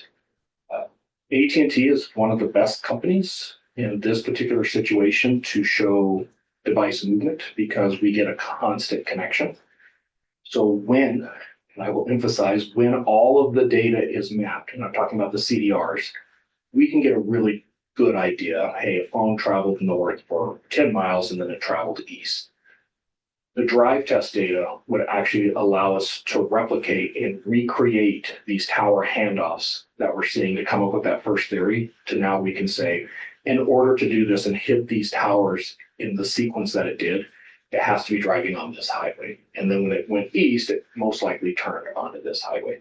So the drive test data helps us get very specific with what the CDRs mean. As an investigator in performing an analysis work done in this case, when you have the CDRs, the call detail records that tell you where a phone's been, is that useful in directing your investigation to what other evidence might be out there, like videotapes? I have to qualify my answer because I'm not sure if you're asking specifically for this case or in general. Yes, you map all of the data. And especially if you're going to justify 6 months worth of data on somebody's cell phone, you map every single connection that there is in those records. From what I have reviewed, the FBI mapped 6% of the data that came in. Mallory's testimony and what I've seen through here, he was up to about 18%. So by either standard, more than 80% on both accounts were never mapped or accounted for. And I'm not talking overall from every single day for 6 months. I'm talking about the time frames that are chosen. So for example, this time period that's represented here is where I'm getting the 18%. And that's the 48 hours. This is specifically from 2 a.m. to 6 a.m. on the morning of the 13th, arguably the most critical time period of this entire investigation. They mapped a handful of connections. When I say handful, they mapped 18%. When you add the other 82%, it tells a much more detailed story. When we put the drive test data on top of that, you can get even more refined. But to answer your question on any case, that's this case, on any case, and we teach best practices. We've established best practices going back to 2008 in law enforcement of what you do with this type of data. It is a terrible practice to justify probable cause for this very detailed call detail records that give breadcrumb-like trails for individuals and then not map it. We justify an entire probable cause statement saying we have to have this. not mapping it and then making decisions and work products with leaving that out is extremely problematic. Last week, we received some additional records that Detective Mowry found when he was preparing for his testimony on this mission to Compel. Have you had a chance to review those records? I have. A couple of them are very technical, so I'm not going to say that I've mastered them yet, but I have a good idea of what was provided and what it means. Based on your, I guess, not as thorough as you'll do review of these records, do you have a sense as to whether these records matter to us and what we're doing to defend Mr. Kohberger? Given the timing of these records, from what I can tell in the emails that were produced by Detective Mowry, these records were generated on the 23rd of December. It's when everything started with probable cause statements. If I had to pick a time when the wheels fell off the wagon, that's the date. There are statements and there's assumptions made in the records that will never be supported by the data. There's a lot of claims that are said in these emails, and even the name files of the records are problematic. It does not represent what it's claimed to represent. Sounds like those might be pretty important to us defending Mr. Kohberger. I could give examples, but I know it's a very technical thing, so I'm not, it could be extremely impactful to either side. I'm not saying just in defending Mr. Kohberger, it could be extremely impactful in prosecuting Mr. Kohberger. The problem's the problem, not what the data helps or hurts. The content of the data, though, is it helpful to us in representing Mr. Kohberger? It absolutely is helpful. Everything that I've seen to date is concerning to me because it's exculpatory. And I need to clarify this.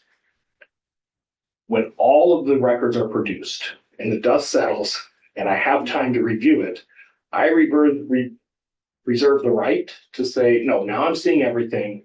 Here's what I'm seeing. Because of the piecemealing of the data, because of the missing data, because of data that I'm reviewing that is incredibly inaccurate, everything that is missing is absolutely in the benefit of the defense right now. There's other reports that I believe are missing that I can't tell you are in the benefit of Mr. Kohberger or in the benefit of the state. If I was contacted on December 1st by Moscow Police Department, there are things I would have absolutely said, you get this today, do not hesitate, and especially come December 23rd. Not because of who it's helpful for, but because those documents are the only things we're going to get that's going to be able to allow us to interpret what it really means. When we don't get those documents and we piecemeal things, it creates this narrative that is very harmful for the defense's case. As I've got more documents, I'm finding it's not harmful for the defense's case. There's a lot of misstatements that have been made.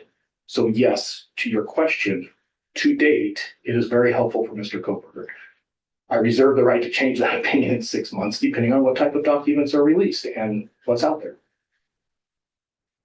Fair enough. I need just a minute, but I don't think I have any other questions. Thank you.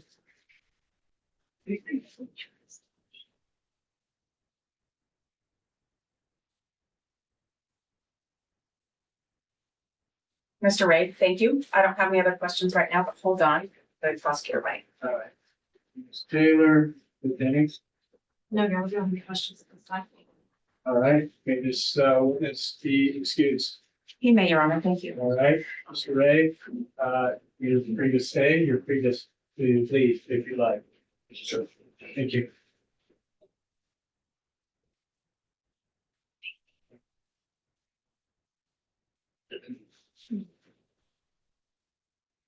Another witness? Your Honor, we do not have any other witnesses. We have argument for the court. Okay. Let's go ahead then. Your Honor, what I'd like to do is I'd like to start with Ms. NASA. She's going to cover one of the requests specific to the grand jury subpoenas, and then I'll cover the rest of this morning's argument. Okay, thank you.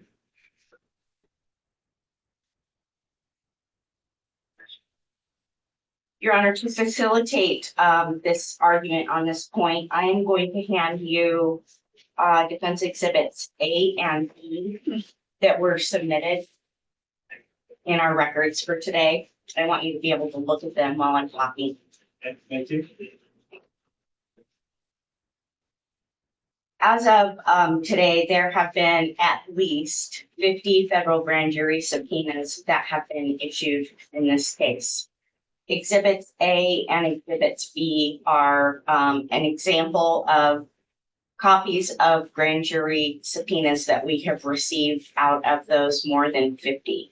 And what I didn't provide to you that goes behind that what we got with those is the subpoenas include attachment A, which explains what is being subpoenaed. And then what has been produced is the responses to those subpoenas.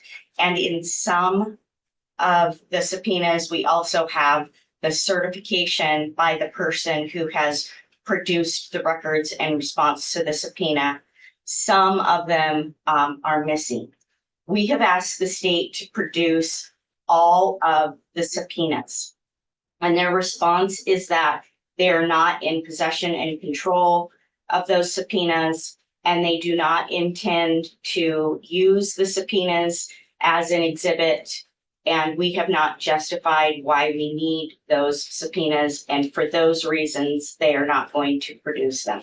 I'd like to begin by saying that as it relates to any argument that the state is not in possession and control, rather than beat the dead horse on that issue, Idaho Supreme Court came down in 2023 and made it crystal clear that anybody that's acting on behalf of as an agent of the state puts those records in the hands of the state, and they need to produce them. State versus Pendleton, 2003.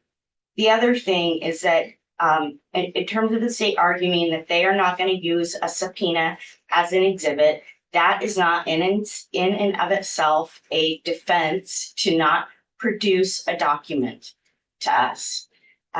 We have a million reasons why we need to look at documents. We understand that out of the 51 terabytes that have been produced, that not all of that is evidence that's going to be coming before the court or the jury, but it doesn't mean that they aren't material or exculpatory. The subpoenas, based on reviewing the records, are in the hands of basically three agents. There is an FBI forensic agent by the name of forensic accountant, Michael Douglas. There's a special agent, Travis Shirley, and there is another agent, Mary Tyndall. These are the three agents that are receiving the subpoenas, reaching out to the providers that they're serving and asking for the documents. For the court to understand why we need these documents, I want to tell you what we're doing with discovery and timelines. There are more than 100 search warrants in this case. There are more than 50 grand jury subpoenas in this case. You've heard all kinds of information about the probable cause affidavit and the timing of that. Timing in this case for the defense is everything. So we are creating timelines that put in the dates of affidavits of warrants, the information that's received, and the date that it's produced. With subpoenas, when we don't get a copy of the subpoena and all we get is the warrant or is the subpoena return, we don't know the scope of what the state has asked for. We don't know the date that the subpoena was served. And in some of them, we don't know that there is a certified return. So we can't take our timeline on warrants and our timeline on the probable cause affidavit and our timeline on everything else that we're putting in there and interlay the subpoena information that the state is getting. And we are desperate to find out the timeline in this case and when the state knew what and when. There's no question that motions to suppress are coming. Motions to suppress are coming on warrants. And whether or not those motions to suppress are based on Frank's material because misrepresentations are made, depends on the timeline. So if there's a representation made in a warrant that things happened in a certain way, if we are able to look at the timeline and say, we know that the state knew this when, that gives us an answer on whether or not the suppression issue includes a truthful statement in the affidavit. And if I'm not making sense, I want you to tell me to clarify that. But we need to know the timeline of all of the evidence in this case and when the state knew what it knew, or why certain things were being looked at before Mr. Kohberger's arrest or well into late in the year in 2023 related to the victims, and try to piece together, is that something that the state is still seeking because they're pursuing the alternate suspects that exist in this case? There's so many things that we're trying to understand. So what we're asking you to do is enter an order compelling them to produce the subpoenas. You see that they had at least 2 in their possession that they possess, and it will clarify it for us. And we will be able to create our timeline and put all of these things together and know when and why the state was doing these things. And just to add one other component, you're hearing about cell phone records and cell phone records today being produced on warrants. Well, there were several sets of cell phone records that were produced pursuant to a grand jury subpoena. Still not clear to us why warrant versus subpoena, and they're different providers. And some of it's for phone numbers that we have to figure out who those phone numbers are. But all of this information is critical and material for us to be able to do the case, to do our work in this case. So I would ask that you enter an order to compel, and that way the state has the ability to take that to the FBI agents and say, the court has entered an order, we've got to produce the subpoenas, and we'll get the subpoenas. And to the extent that the state may stand up and say, we've got this 2E demands, we've got to deal with 2E. I just want to make it really clear for the court that 2E is not an obstacle. 2E is a hoop to jump through. The code related to 28 CFR 16.21 specifically states that the purpose of 2E is not to prevent federal agents from giving states discovery in a criminal case. Purpose of 2E is because these federal departments want to know when certain records are leaving their files. Understandable, but it's not meant to keep us from getting records that we need in this case. Thank you. Response? Well, simply put, we can't give over what we don't have. And we do not have the majority of these subpoenas. What we do have, we've turned over. I reached out to the U.S. Attorney's Office. They advised they're not going to provide. What? Why? Because they don't provide subpoenas. Just like most grand jury material, it's sealed and not typically provided. Not typically, not provided. but even with a 2E letter, that wouldn't give it. We provide, they wouldn't follow that. We have not, I'm not sure. But beyond that though, even if they were to provide it, I still don't understand how this moves the needle one way or the other. You can tell, I've detailed, there's 71 federal grand jury subpoenas. And in my response, I've detailed exactly what they were for and what records were received so that you can get the scope of what was requested from the actual records. The piece of paper that was given over saying, give us these records is all they're asking for, but they have the records. They have the important part of this. So they have the timing based on the subpoenas Off of that the you've records. provided to the defense. Off of the records provided. You can tell the scope as well as what they're for. And I've detailed exactly what they were for, the scope, in my response.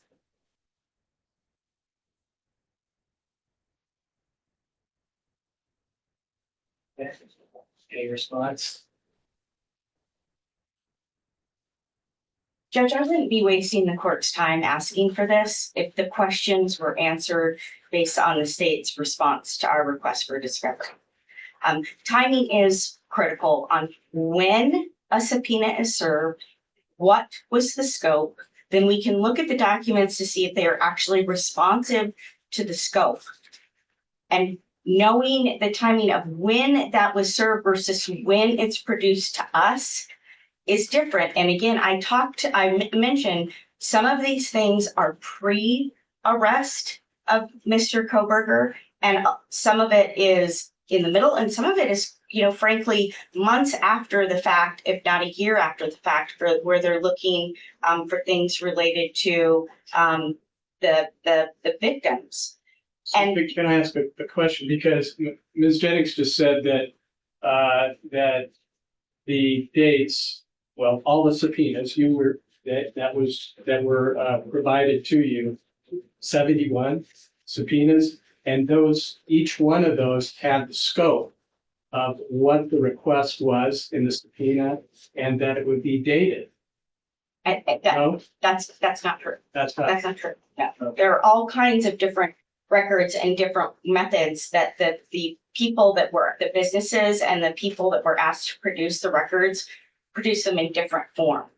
I do not know when they received the subpoena, the timing of it, and I do not know for all of these what was the scope of what was asked for versus what was produced. I do know what's produced, but I don't know the timing. And the answer of the date discovery provided, which is in Exhibit 1, that the date that a discovery is provided to us doesn't answer the first two questions that I have, which is the timing of when they asked for it and the scope that was stated in the subpoena of what they asked for.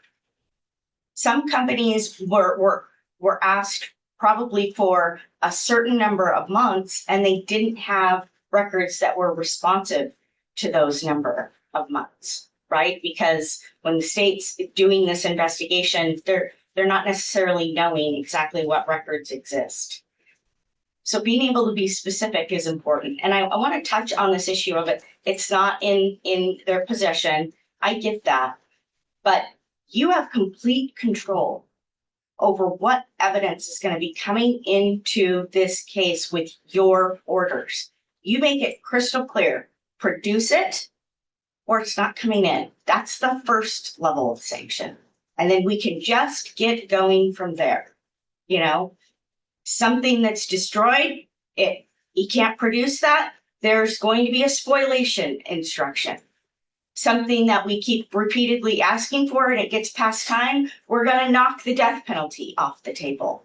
You have control to get these issues that we're struggling with fixed by saying, this is my order, produce it, or there's going to be a sanction. You may be overestimating my power. I think you're underestimating your power. Well, I have a good sense of where my power starts and ends. So I don't know. I mean, there's so much discovery that has been shared.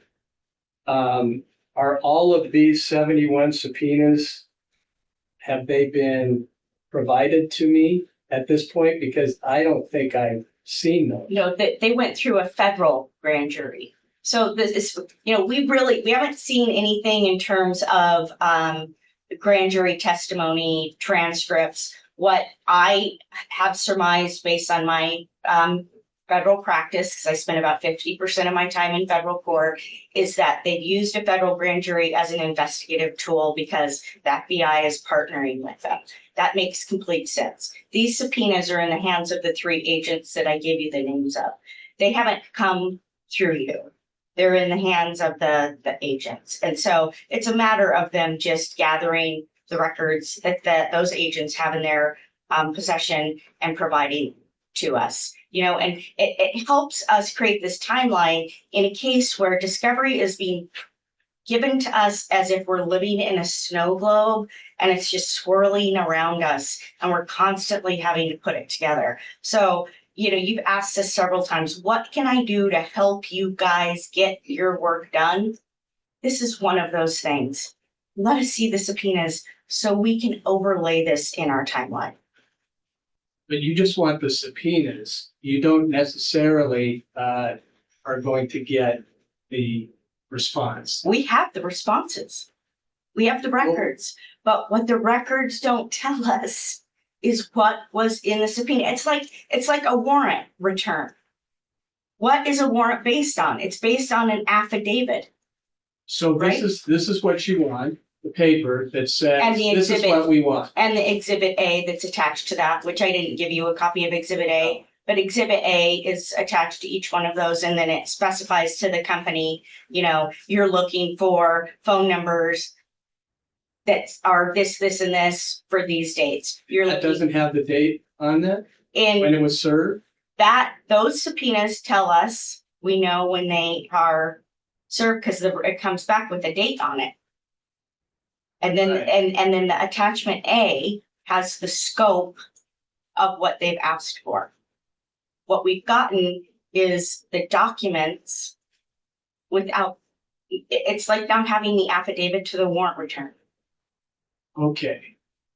I think I understand that. And I'm going to go back to Ms. Jennings and just clarify.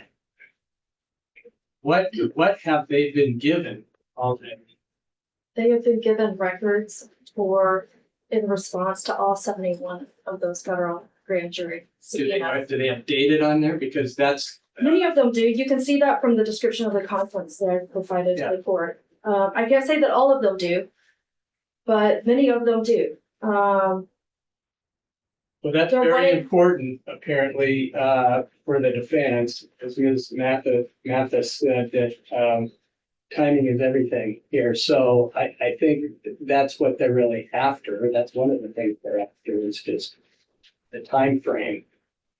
We can seek to inquire as to, because what I keep hearing is they need to know the date that these various companies received the subpoena. We can still inquire. It's provided on a lot of these, Right. but on the ones we're missing, we can attempt to inquire and find out the date that it was served, and we can still do that without providing the piece of paper. Well, besides the timing, what's the relevance to this this scope that was requested? And What's the relevance? But Yeah. we're not relying on any of these. I know, I don't think you're, what do you think they think is relevant? Yeah, for sure. Okay. Mr. Thompson, so what is the relevance? But aside with the timing, okay, and the scope. Judge, I'm not going to give you the specific date right now in open court on one of the subpoenas, but they used a subpoena to get one of the most critical pieces of evidence in this case. And they know that. Okay, And they are going to use that. No, it's response. something that I don't know about. Well, I mean, you probably you do know of it. It's in the probable cause affidavit. Okay, thank you. All right, Ms. Jennings, you What want? I can tell you is that for the majority of the stuff, we did state search warrants, and we've received many of these records that way. Okay, thank you. All right, enough with that. Thank you very much. Appreciate it. Maybe it's a time to, well, let's see, where you still have your argument. Yeah. How long do you think? Your Honor, my intention is to talk about the law that governs discovery requests and ask you to compel certain things. I'm going to go through our fourth request. I'm going to tell you a few things that we have, and then I'm going to tell you why you ought to order that the state give us the rest of it, how it's material to us. and how it's in the possession of control of the state. I'm gonna do the same thing. I would say I'm gonna talk 15 minutes maybe. Okay, great. Go ahead. Thank you.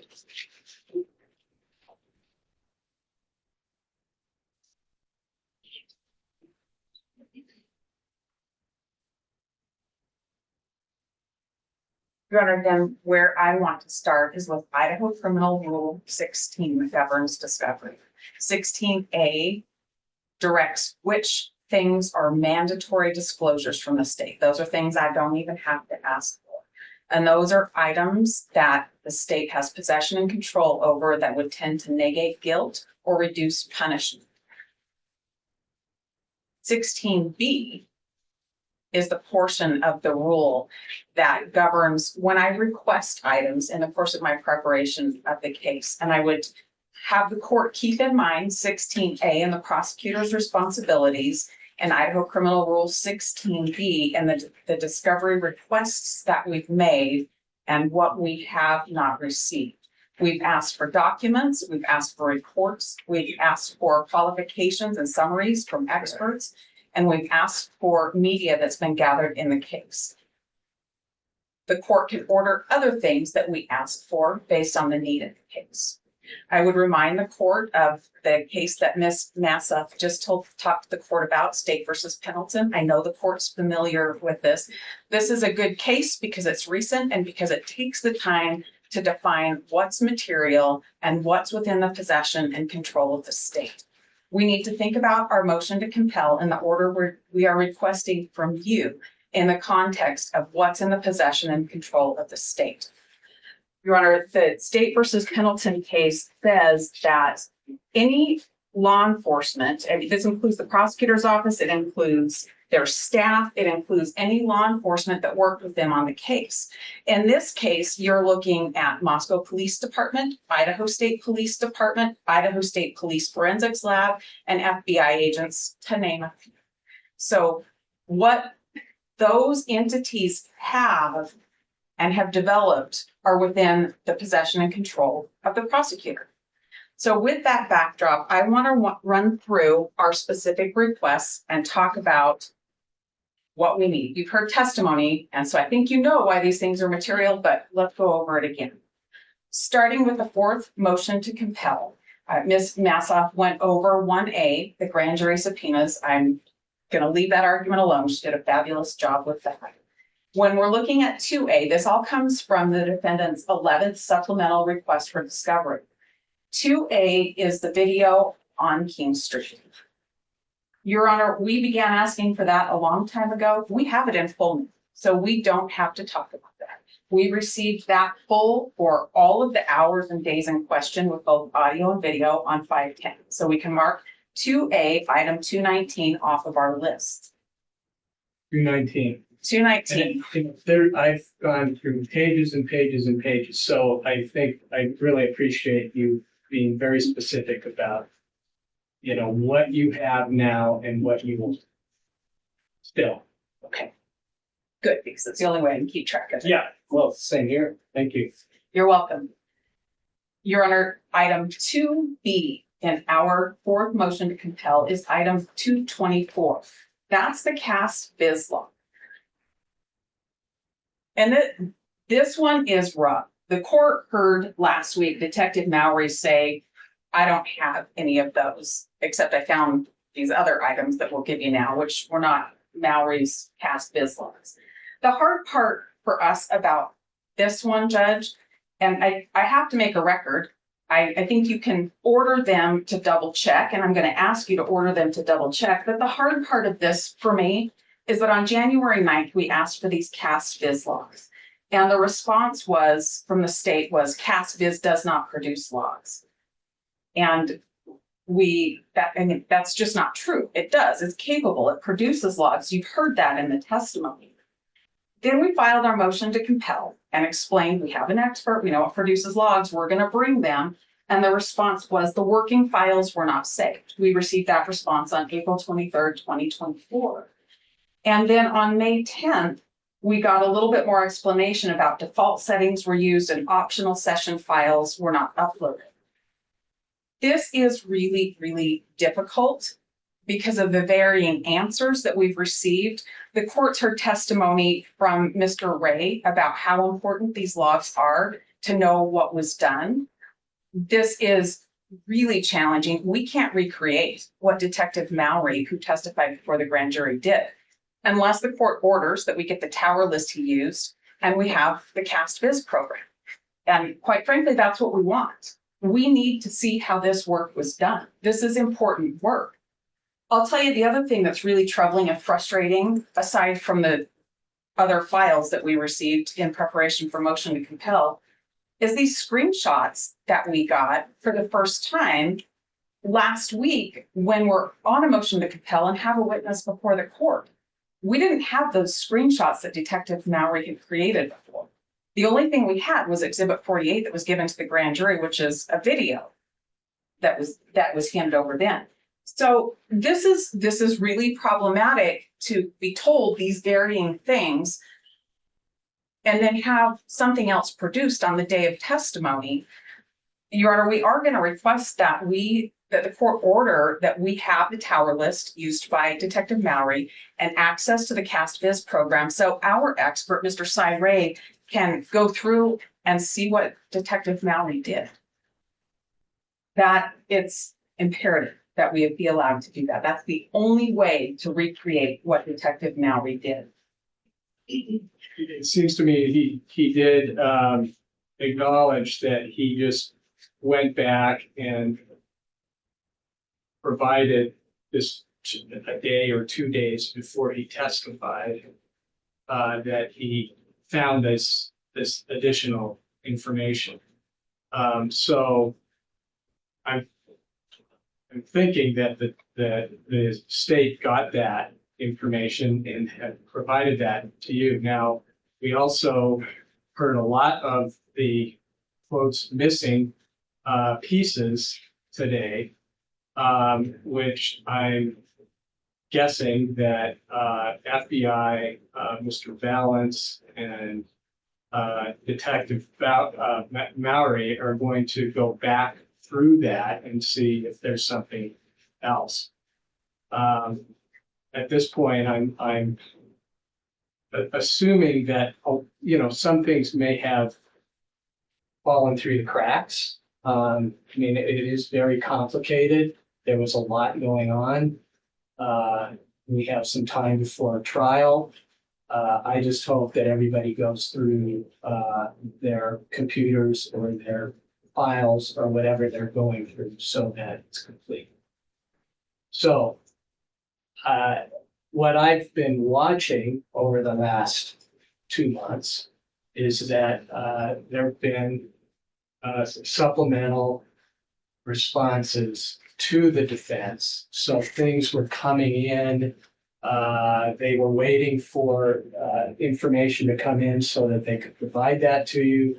So that's why I don't want to go backwards either. I just want to make sure that we are addressing what you don't have and what actually you're entitled to.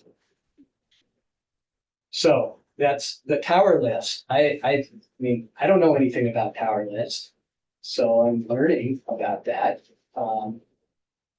I don't know that Detective Mallory addressed that, really, maybe, unless I missed that.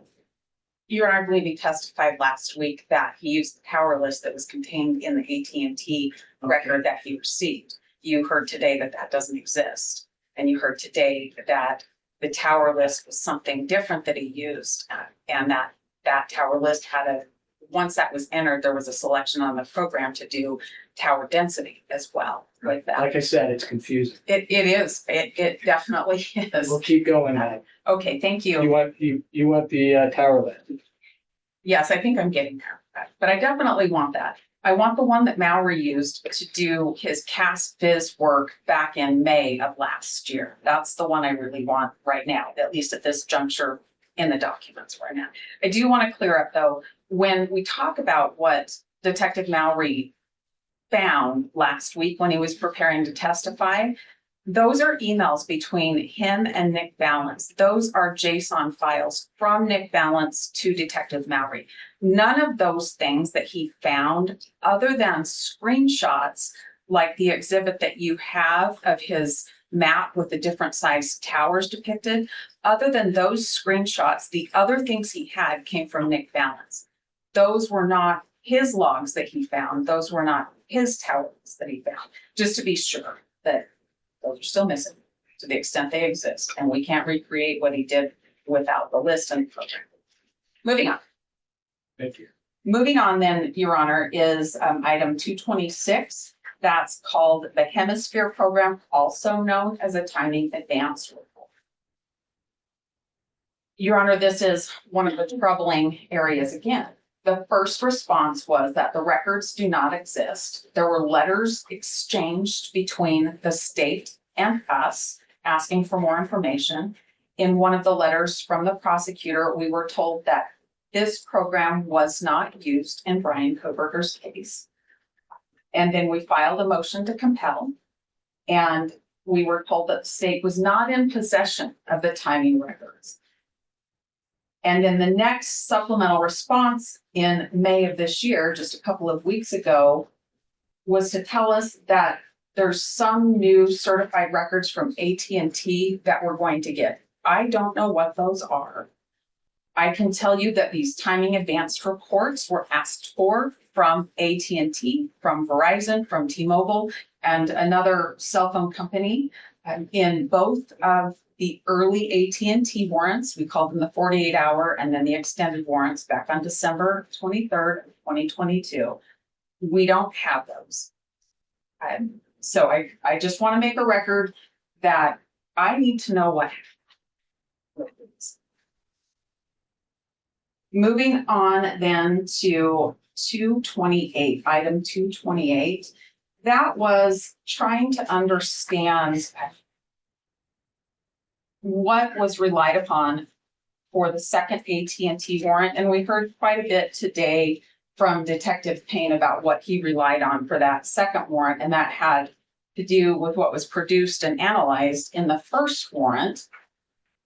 However, we asked for some emails and some communications. We know about some text messaging that we've received, but we don't have written correspondence, emailed correspondence, exchanging information, just the text messaging. So we want all of the email communication between Payne and Balance. Well, between anybody from Moscow PD and anybody from the FBI. Your Honor, item 229 is the MAID data. I would say we received a disclosure, and I think we got that on either 510 or 517. And I'm going to need some time to have an expert help me out with that. I don't know if that's complete.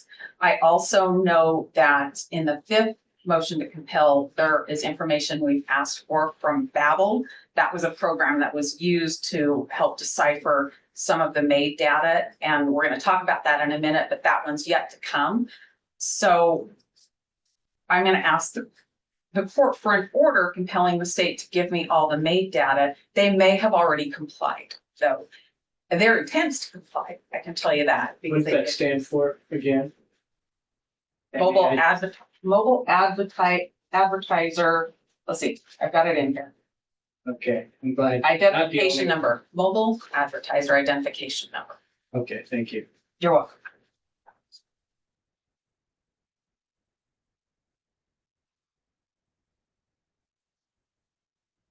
All right, Judge, we are now talking about item 242, the CAST report. The history of this is we came to the court asking for the CAST report, knowing it was relied upon last year, and the court ordered that we receive it. We received one that was stamped draft all over it. You've heard testimony about that today from Mr. Ray, and it's not a final report, and we knew that when we got it. We asked for that. We asked for the analysis behind that, and we haven't received that. We were told on February 23rd of this year that the state will provide this by March 31st. Well, March 31st came and went, and we did not get it. So on April 23rd, the state said we still don't have it. And then on May the 10th, the state responded to this request and said that because we provided additional information, Mr. Kohberger's alibi, they need more time to do work on this cast report and they'll get it to us later. Your Honor, I think you ought to order that we get the cast report. And I think you ought to order that we get everything that went into developing this and we get the analysis that they made from that. This is particularly troubling. Their response, you told us something, so now we have to go reconfigure the cast report. Let me tell you why that's troubling. Item 243 is our request. Give us a list of everything Nick Balance relied on when drafting his cast report. And we were told Nick Balance relied on the call detail records from AT&T. Nick Balance relied upon tower records. And he relied upon the drive test data. Nowhere in there does it say, if you tell us anything about the case, we need that to rely on that too. These are records that exist. These are tower lists that exist. They go into a program.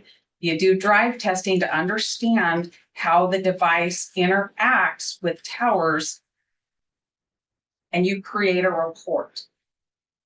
So we're asking the court to order that we get the cast draft report, we get the full list of everything he relied upon, and we get the analysis of what does this mean. So another clarifying question, maybe.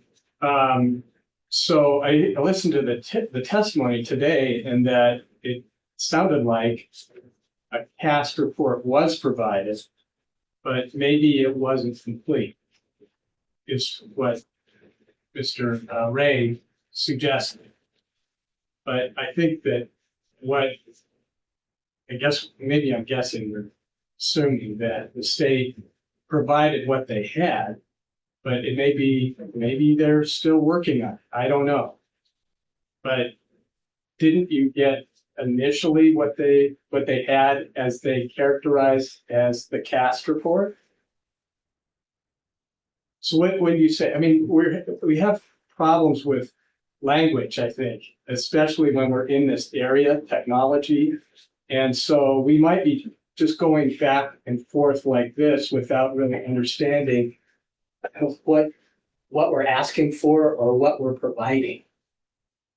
Let me see if I can clear that up. The testimony today, when we had Detective Payne on the stand, when we talked about what did you rely on to get the second AT&T warrant, he said that there was something that Nick Balance produced and that the prosecutor had it, and he thought it was the cast draft. Right. And then you heard from Mr. Ray, who said, I've seen the cast draft report, and maybe it's something different that Detective Payne looked at. It wasn't this big, long cast draft. The cast draft report, and I'm calling it draft because it's stamped draft. I knew it wasn't final when I received it. We got that because you ordered that the state give that to us last summer, last July. So I had this draft. I knew it wasn't final. Ms. Jennings knew it wasn't final. We've talked about it. We believed that we were going to get the final report by March 31st. We don't have that yet. It's the final report that we need. You also heard from Mr. Ray talking about the things that are mistakes in the cast draft report. These reports go through a peer review process, and they can look a little different when they come back out on the other side. Usually not vastly different, but they can. They go through their process. It's that final product that I need that. I need to know everything they relied on to do their work. I need to know what this draft report is going to look like. The court should know that when we get to trial, likely Agent Balance is going to come in and talk about his cast draft report. He's going to be an expert in the field and talk about what he found and why he found and what he relied on to do that. I'm going to come in with an expert that's going to explain what his work did. Now, if the work aligns and Nicholas Balance and our expert aligns, well, that's just going to be shorter. But right now, it's definitely not looking like that. It looks like they're going to have their side, and we're going to be talking about what the data shows.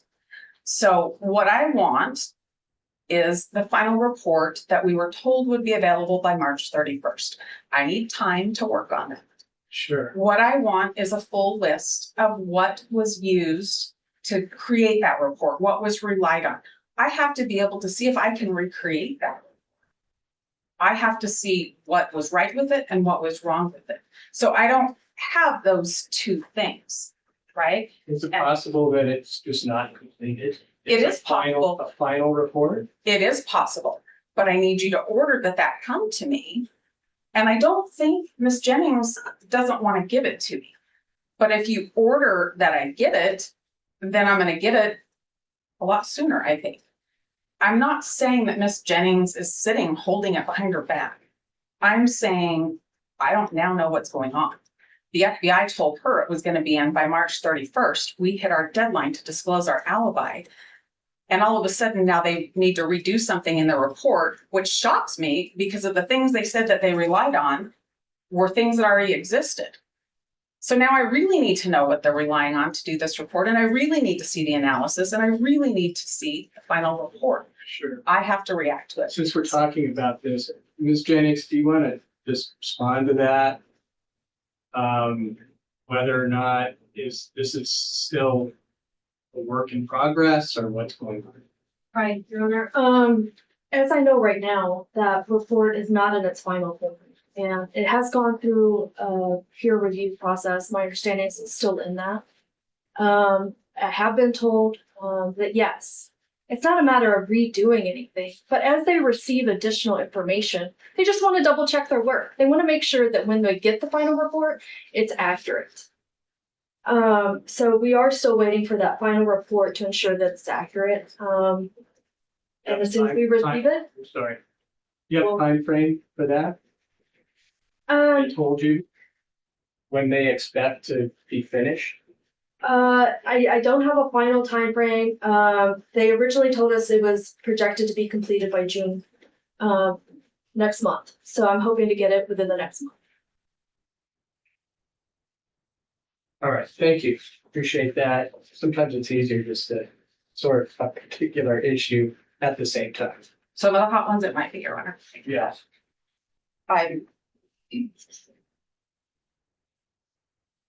Your Honor, I do think we have the regional tower list now, so I think we're good with that. On item number 244 and 245, we have those documents now, so we're good there.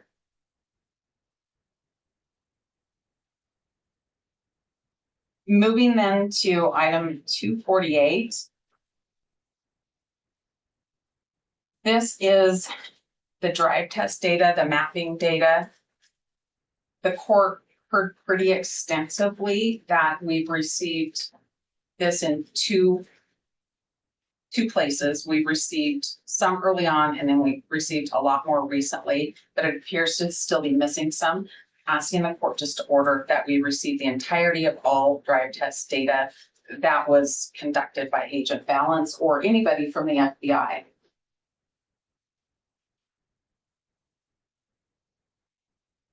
$249 is anything that exists after January 6th of 2023 for the drive test data. That's number 249. And so I would ask the court to order that to the extent that it exists. Would ask that it be ordered to be produced. Item 250 is the training and certification records for Nick Balance and Sean Kennedy relating specifically to the use of the Gladiator or the GAR. That's the item used to conduct these drive tests. Your Honor, I think that we gave the court a transcript of testimony of Nick Balance that occurred within the last year. And that transcript had highlighting on it, so the court didn't have to read the whole thing, but to look at how many times the training and experience was relied upon by this expert, and that expert's Nick Balance. And if he's going to be a testifying expert, the discovery rules allow for us to have their training. We asked for it specific to this gladiator because we know that's going to be a big part of his testimony. So we're asking the court to order that we receive his training and certification records relating to the GAR product.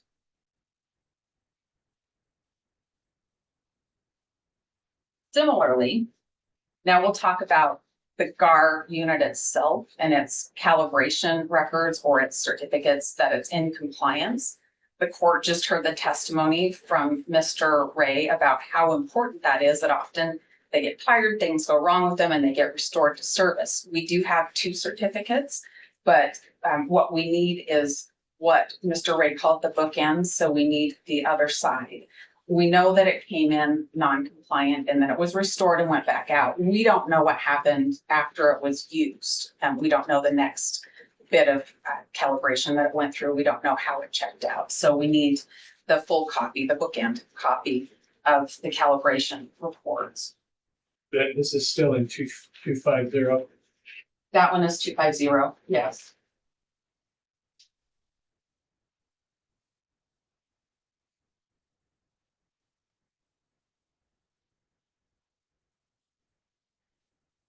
Sorry, Judge, I think that might have been in 251. That wasn't 251. 250 is the training records for the agents, and 251 is for the calibration records for the instrument. I apologize for that. 258 is a request for all information, all data, including all expert reports that the state has relied upon in developing the affidavits in support of all warrants.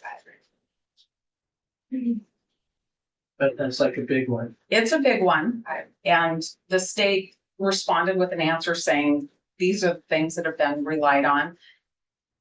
I'll tell you what my concern is, that there are things maybe in computer files, things on somebody's desk that haven't been turned over yet. So I think the court ought to order that the state make sure they've given us everything that was relied on for every single one of the warrants. Ms. Massa indicated to the court, and I know that other members, I think Mr. Logston has indicated that we're going to have motions to suppress. And so we want to make sure that we have all of the information. Possibly it would answer questions so we don't have to have this many, but So we don't have to what? have quite as many motions to suppress. Oh, okay, thank you. That's not a promise. I understand. All right, Judge, let's talk about the 5th motion to compel. That completed the 4th. The 5th motion to compel, we are not going to talk about the 15th request for discovery until this afternoon. So my comments will relate to the supplemental request for discovery, number 12, number 13, and number 14. 12, 13, 14. Yes. In request number 259, number 260, 261, 262, and 265, the state has let us know that these are coming. They responded on May 10th and said these are coming. They don't have a problem. So we're asking the court to order them to be disclosed to us. I think these are some that aren't going to be available for a while, but I think the court ought to order it. The state doesn't seem to have an objection to us having them. The order will mean we don't have to come back if something doesn't get through to us. Okay, can you give me those numbers again, please? Yes, I can. It's number 259, number 260, number 261, 262, and 265. Thank you. Your Honor, 289 related to communications between Detective Payne and the WSU officer talking about WIDA launchers. I believe that that's been covered. Payne testified today that we have the instant messages and there was only a phone call and that was it. So to the extent that that's the very end of it, then we're fine. And so I think we are on that one. Item number 299 is called a TIPS lead sheet. And that's something that's referenced during the course of in the discovery.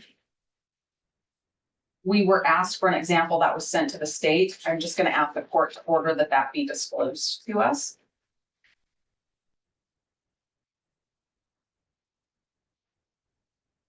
Number 300 relates to emails, notes, and other communications. The state's responded with 3 separate AV files, and I'm going to ask the court just to order that they all be given to us. We may have them all, but I'm going to ask that the court just order that just to be sure that we have them.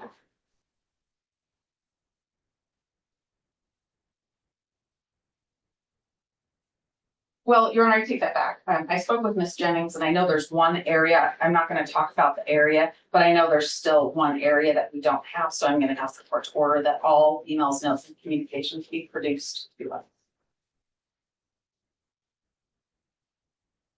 Your Honor, the next item is the CAST certification and training for Nick Balance.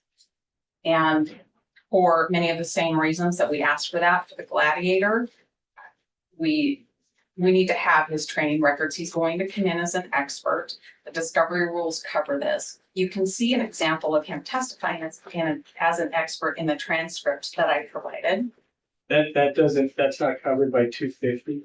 250 is the training related to the Gladiator specifically. This one is relating very specifically to his training for his CAST work and certification for his CAST work. I'm sorry, but then what was the number for that training? I do not think That's 300.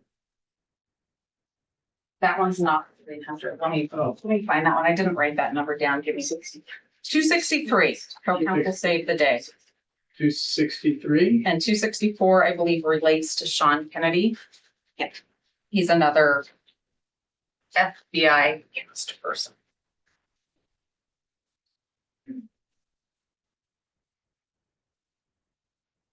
And I am now at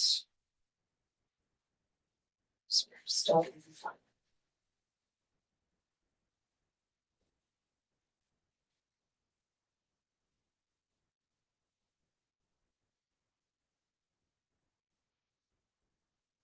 Your Honor, items 274, 275, and 278 have been provided.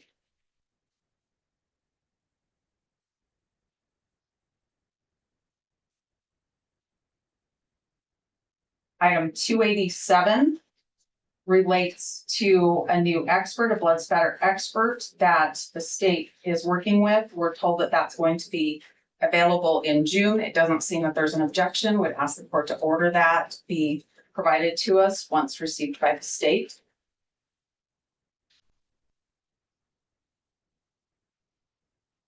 Request 289 we have. We're now at the 13th supplemental request for discovery.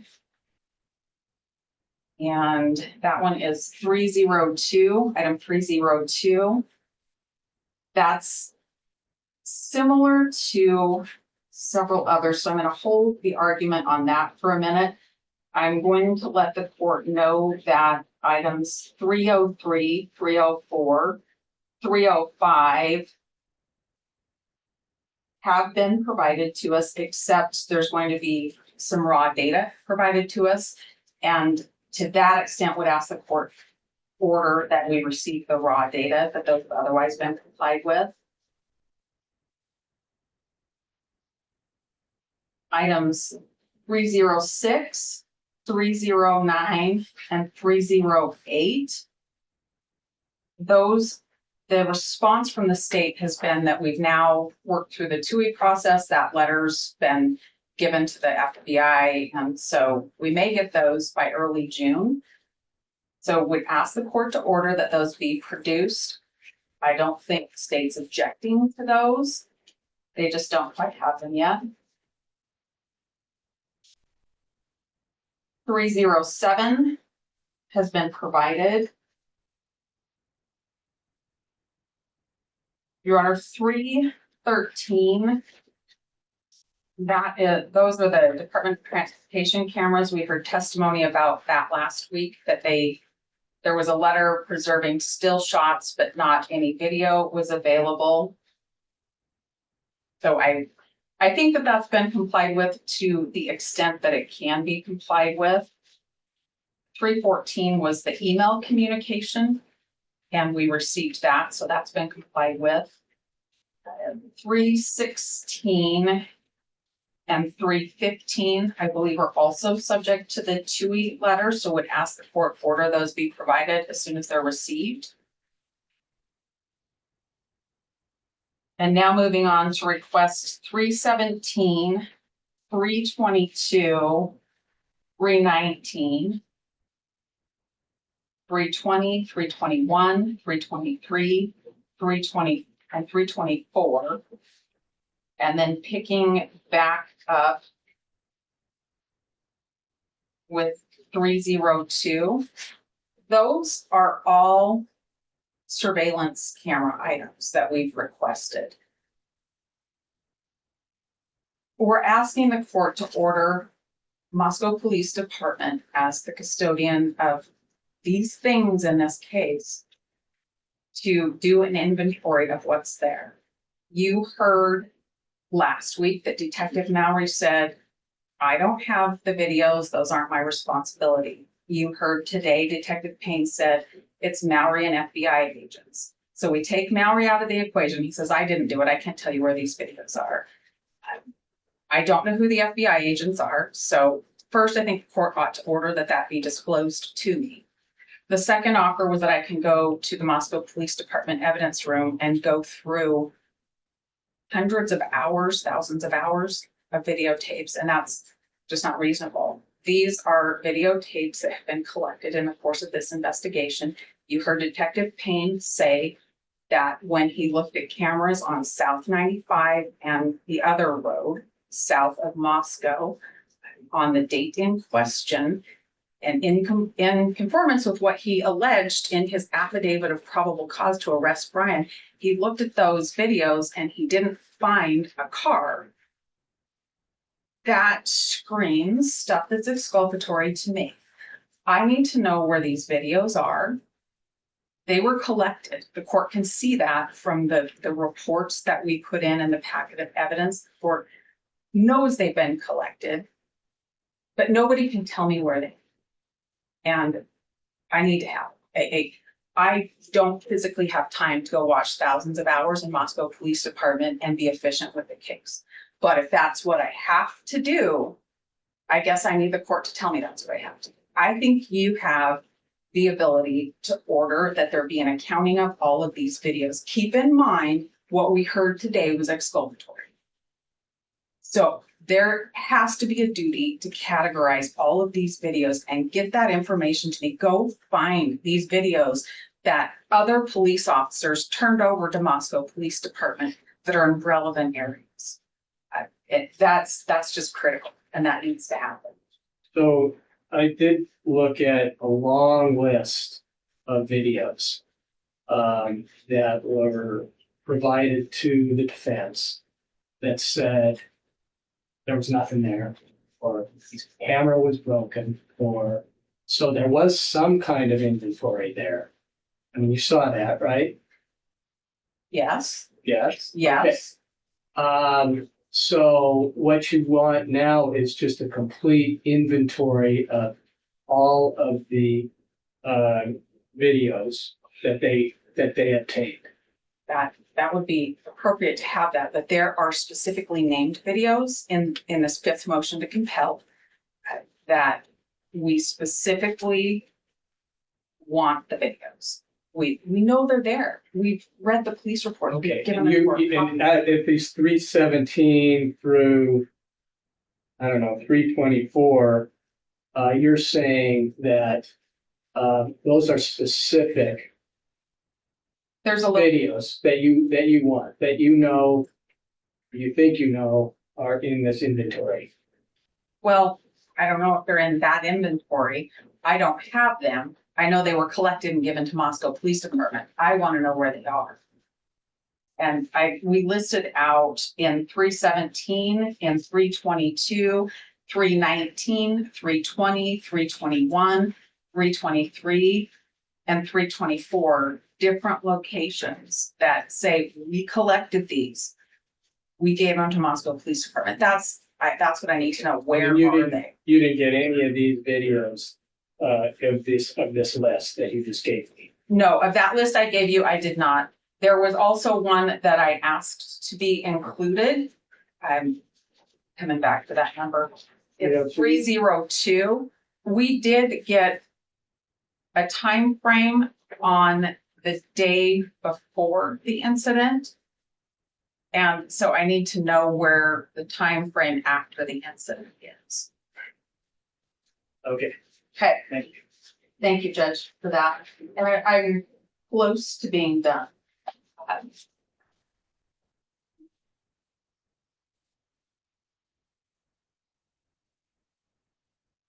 Number 325. The answer was that if there was communications, it would have been a call. So that one's fine. We're good with that one. Number 326 is Uber logs between Detective Mallory and Uber company. They've been provided to us, but I can't get into them. They're password protected. Miss Jennings and I have been trying to work that out. I think she'll continue to try to help me, but to the extent that it doesn't work, I'll need a copy that does work in some form. J has to do, or I'm sorry, 336.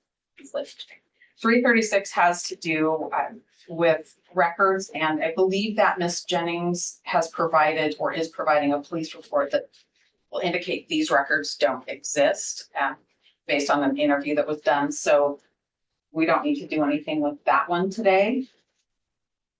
And I think the rest of them, 335, 336, 337, 338, and 339. The state has indicated that we've been given everything there is and nothing else exists. This all has to do with vehicle identification, and we're talking about identifying a car in question from a video as being a 2011 to 13 Elantra. They say we have it all. So if we have it all, that's great. I just don't want any surprises. Again, Your Honor, and we think the court should order the things as we outline. They are material to the preparation of our defense. I would remind the court that relevance is the standard of whether it gets in front of the jury, but it's a different standard when we're talking about materiality. That was talked about in the Pendleton case, and I know the court's familiar with the Pendleton case. The court wrote about that in a previous order. Yes. So I'll leave it at that and just request that the court order these things so we can. I'm at that list at the end about the identification of the vehicle. You're saying that they have provided that to you, but they're telling you that's all they have. Yes, there are specific items that they say, we gave you everything that's there. The rest of these items don't exist. It has to do with cameras and camera angles and different things like that. It's spelled out in the fifth motion to compel. Okay. I just don't want to be surprised. You just want to make sure that if they find something else, they provide some supplemental response. Well, I'd be concerned if they find something else after Right. they said nothing Well, else exists. they're shaking their heads right now, but you never know. So, okay. Thank you very much. Thank you, Judge. Ms. Jennings, Thank you, Judge. it's a lot of stuff there. Yes, and I'll try to make this quick, kind of go through each of these items that are still out there for discussion. But just to give you a little bit of perspective of what all has been provided to date. The state has. Well, I rest assured, both sides, that I have gone through page after page after page after page. So, yeah, I understand. I have some perspective about what's been going on and how hard both sides have been working. So, And just to give a little context, why this isn't just so simple. To date, we've given 15,691 bait stamped pages of discovery. So for a little context, this is a 2-inch binder. It would be about 39 of these. We've given 13,758 bait stamped photographs. That's about 34 of those binders of photographs. We've given 911 AV dumps. Those are digital files. In addition to a massive hard drive, about 50 terabytes full of discovery. And that includes audio, video from about 285 interviews, 15,000 video clips from approximately 79 businesses, 8,000 video clips from approximately 10 residences, 417 files containing call detail records, multiple terabytes of records for 11 computer devices, 17 cell phones, multiple social media accounts, and 4 tower dumps. Or, excuse me, Ms. Jenny. What was the last one? 4 tower dumps. In addition to records regarding well over 17,000 tips. We've given multiple terabytes of records in response to the 71 grand jury subpoenas, as well as the 101 search warrants that were done in this case. We have facilitated the defense viewing the physical evidence on multiple occasions, as well as facilitated additional DNA trace evidence to be examined at their request. We've had a consistent pattern of loading up discovery and providing a hard drive to the defense on an almost weekly basis. And just to be clear, we're going to continue to do that. As we receive discovery, we review it, we load it on our hard drive, and we give it over. Now, going specifically through each of the requests, we've already dealt with in the 4th motion to compel. Item 214, we've already argued.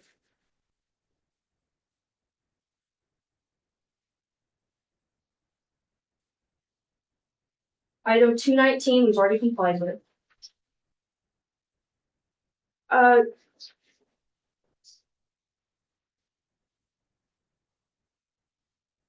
CAS viz logs. You heard the testimony, and what we know and what the judge heard testimony for is that CAS viz is just a software program. It allows investigators to put in like the records received from a cell phone provider like AT&T into a software program, and they kind of visualize. Detective Mallory testified he got the raw data set from AT&T, used the default settings for the times in question. It produced a map. He took a screenshot of that map. We provided that screenshot. He only did this in response to our request to provide a visual for the grand jury. We've been told that optional session files were not created or saved, and that this item just simply doesn't exist. In the current version of CAS viz, the user settings aren't automatically saved in an exported session, but instead it just returns to default settings. I asked Detective Mallory about this. He advised us that he used the default settings. It doesn't take much time or effort to redo this, which is why he didn't save those logs. That's his normal practice. He just saved the screenshots, and we've provided that. We agree, we will double check. We're doing that throughout all of this. To our knowledge, there are not tower documents that were relied upon, but we will double check and inquire, and if that exists, then we will turn it over. 226 has to do, well, first the request was for the AT&T Hemisphere program, and then it detailed several other things below it. And we were told they didn't use the Hemisphere program. And you're right, language is important as to exactly what's being requested. And now after a series of back and forth, they're saying that they want AT&T timing report.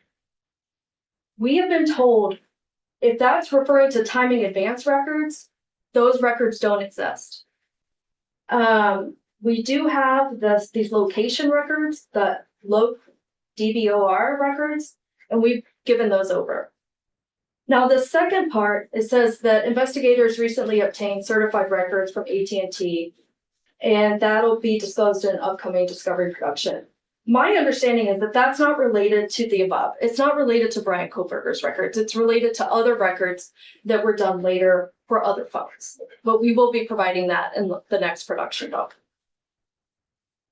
Next is 228, complete copy of all materials relied upon Corporal Payne. To our knowledge, we turned all of that over. We have given the documentation of correspondence between our cast agent Balance as well as with Detective Payne. And he testified today that the only other communication, they were together. So they were just relaying things verbally. And that he was including that information in his report. Can you give me the numbers too? Because I'm trying to keep track. I am on 228. Thank you. 229 has been complied with. Now we're at 242, a complete cast report.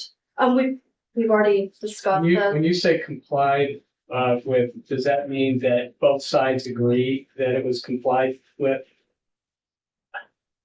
Or is it that you saying that you complied with that, but they are still asking for it? I just want to, speaking of language. Well, I can't speak for the defense, but to our knowledge, we have provided everything that relates to the MAID data. Okay. I just want to be clear about that. So if both sides agree that this is done, we don't need to keep arguing about this. But if the state is saying, well, we've complied, but they don't agree with that, then that's something I have to deal with. Ms. Taylor.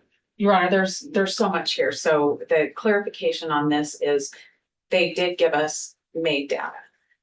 I've been working with our expert and we think that all the data is there, but part 2 of it has to do with the Babel information that's coming. That's in the 5th motion to compel. And That's a great it's a good one to remember. Yeah. Yes. And so I need that to put those 2 together. So I think the MAID data we have, I need to reserve though and say once our experts had full time to look at the MAID data, once we get the Babel stuff as well, then we may have a problem. But they did do a disclosure. For sure they did do a disclosure. I just can't say it's all of what we were looking for quite yet. All right. So some of these we might come back to me to say, okay, where there's something missing or everything's fine. And I will speak with Ms. Jensen if I notice that ahead of time too. Okay, thank you. 243 relates to the final draft of the past report. 244 is done. 248. There's still some questions about. I will say that Ms. Taylor reached out to me last week, letting me know that they believe there might be some missing pieces there. I reached out to SA Balance, asking. He was at a training all last week. I've been told he's looking into it to see if there is additional information. Then, of course, we would produce that. That's all I know at this point. 249 is related to the above. 250 to the state's belief that's been done. And 258, again, this is a very broad request. If there's something specifically that they're looking for, that would be helpful. But as far as the state's concerned, we've complied with this request. We've given you the returns for all of the 101 search warrants that were done, as well as the affidavits, which detail exactly what the investigator relied upon in order to obtain those search warrants. Again, if there is something specific that they're seeking or looking for. If they can provide that to us, then we will inquire. Now we move on to the fifth. Items 259 through 259, 260, 261, 262, and 265. Yes, our answer is that we have inquired. We've been told that this is coming. The employee responsible for these items is out on medical leave for about 6 to 8 weeks. We still have probably another month left before she returns. And then would need time for that to be completed. But we do intend on giving this over. As we've done already, as we get it, we turn it over. Item 289, this is completed. 299, temp lead sheets. State has provided information for well over 17,000 temps in this case. We've been advised by the FBI that they believe they have provided all information related to temps. Now, I'm unsure if there are duplicates of this same information. We will inquire, but substantively, it's our understanding that they have all the information for the 17,000 tips. But yes, I will inquire and see if there's something, a tip lead sheet that can be easily provided. 300. This has, for the majority, already been provided. They already have the ISP and PD emails. I've talked to Ms. Taylor about another certain section of emails that she would like to see. I will inquire about that, and if they exist, we will turn them over. 263 and 264 have to do with CAS certification and training records. I can tell the court we're going to comply with this. We're not at our expert discovery disclosure deadline, and we're just not at that point, but we will be. And we plan on giving this over on anything we intend to rely upon. 274, 275, 278 have all been done. 287, this is an expert analysis. We haven't received it. We are expecting to receive it sometime in the next month. As soon as we receive that, we will discover. 289 is done. And starting with 302 is when we get into all these different surveillance videos.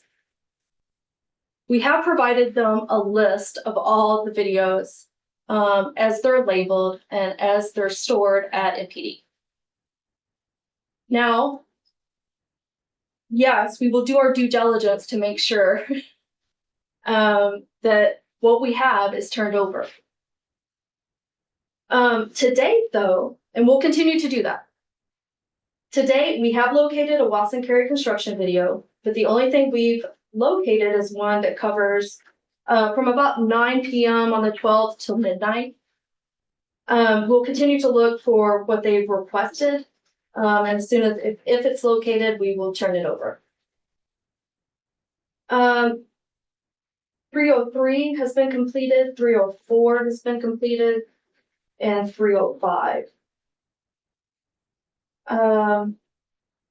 The next series, 306, 307, 308, 309 are all part of the 2-week process.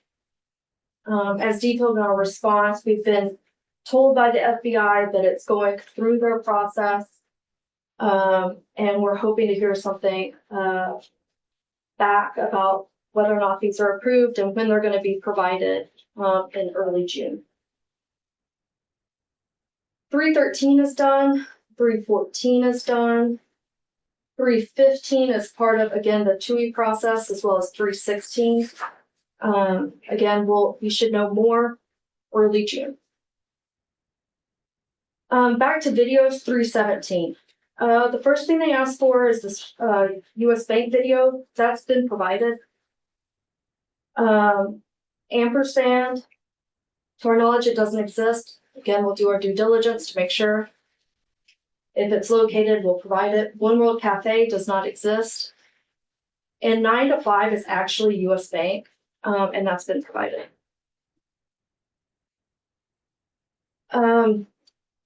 Red Star Coffee, we have, and 319, 320, 321 are all ones that are still outstanding. We'll continue to try to locate those. If they exist, we'll turn them over. 324, 325, 326 have all been complied with. 334 does not exist, and there will be a supplemental report to that effect. 335, 336, 337, 338, 339, 340 have all been complied with, and that gets us to the end of the fifth for this hearing. Thank you. Any response? Your Honor, just really briefly, I want to talk about item 226, the Hemisphere program. Ms. Jennings asked me if we meant the timing advance program, that's one and the same. I just heard her say that those records don't exist. I just need to be clear, if they don't exist, then I need to know that. If they do exist and they were used, I need to have them. She mentioned that item 250, that's the balance training records that we have, that we don't have that. That's balance training records related to the use of the Gladiator machine. We don't have those. 251 is partially complied with. That's the certificate on whether the Gladiator machine was working appropriately. We need the follow-up the next time that machine was put back for testing. Both machines, there were two. 263 and 264, Balance and Kennedy's cast training records. I'm happy to hear that I'm going to get those. With regard to the videos on exhibit RR that the court has under number 21, this is where the business said they already had given over their videos, and Ampersand and One World Cafe are both listed on that as well. So they were given to somebody to go to Moscow Police Department at some point in time. And that's it for clarifications for me. Thank you. Great, excellent. Anything else? No. Okay, great. All right, a lot of work there for all of you, maybe a lot, but why don't we take a break? And we're supposed to start the second chapter here. Why don't we start at 2:00? That's okay. All right. So we'll recess. Thank you.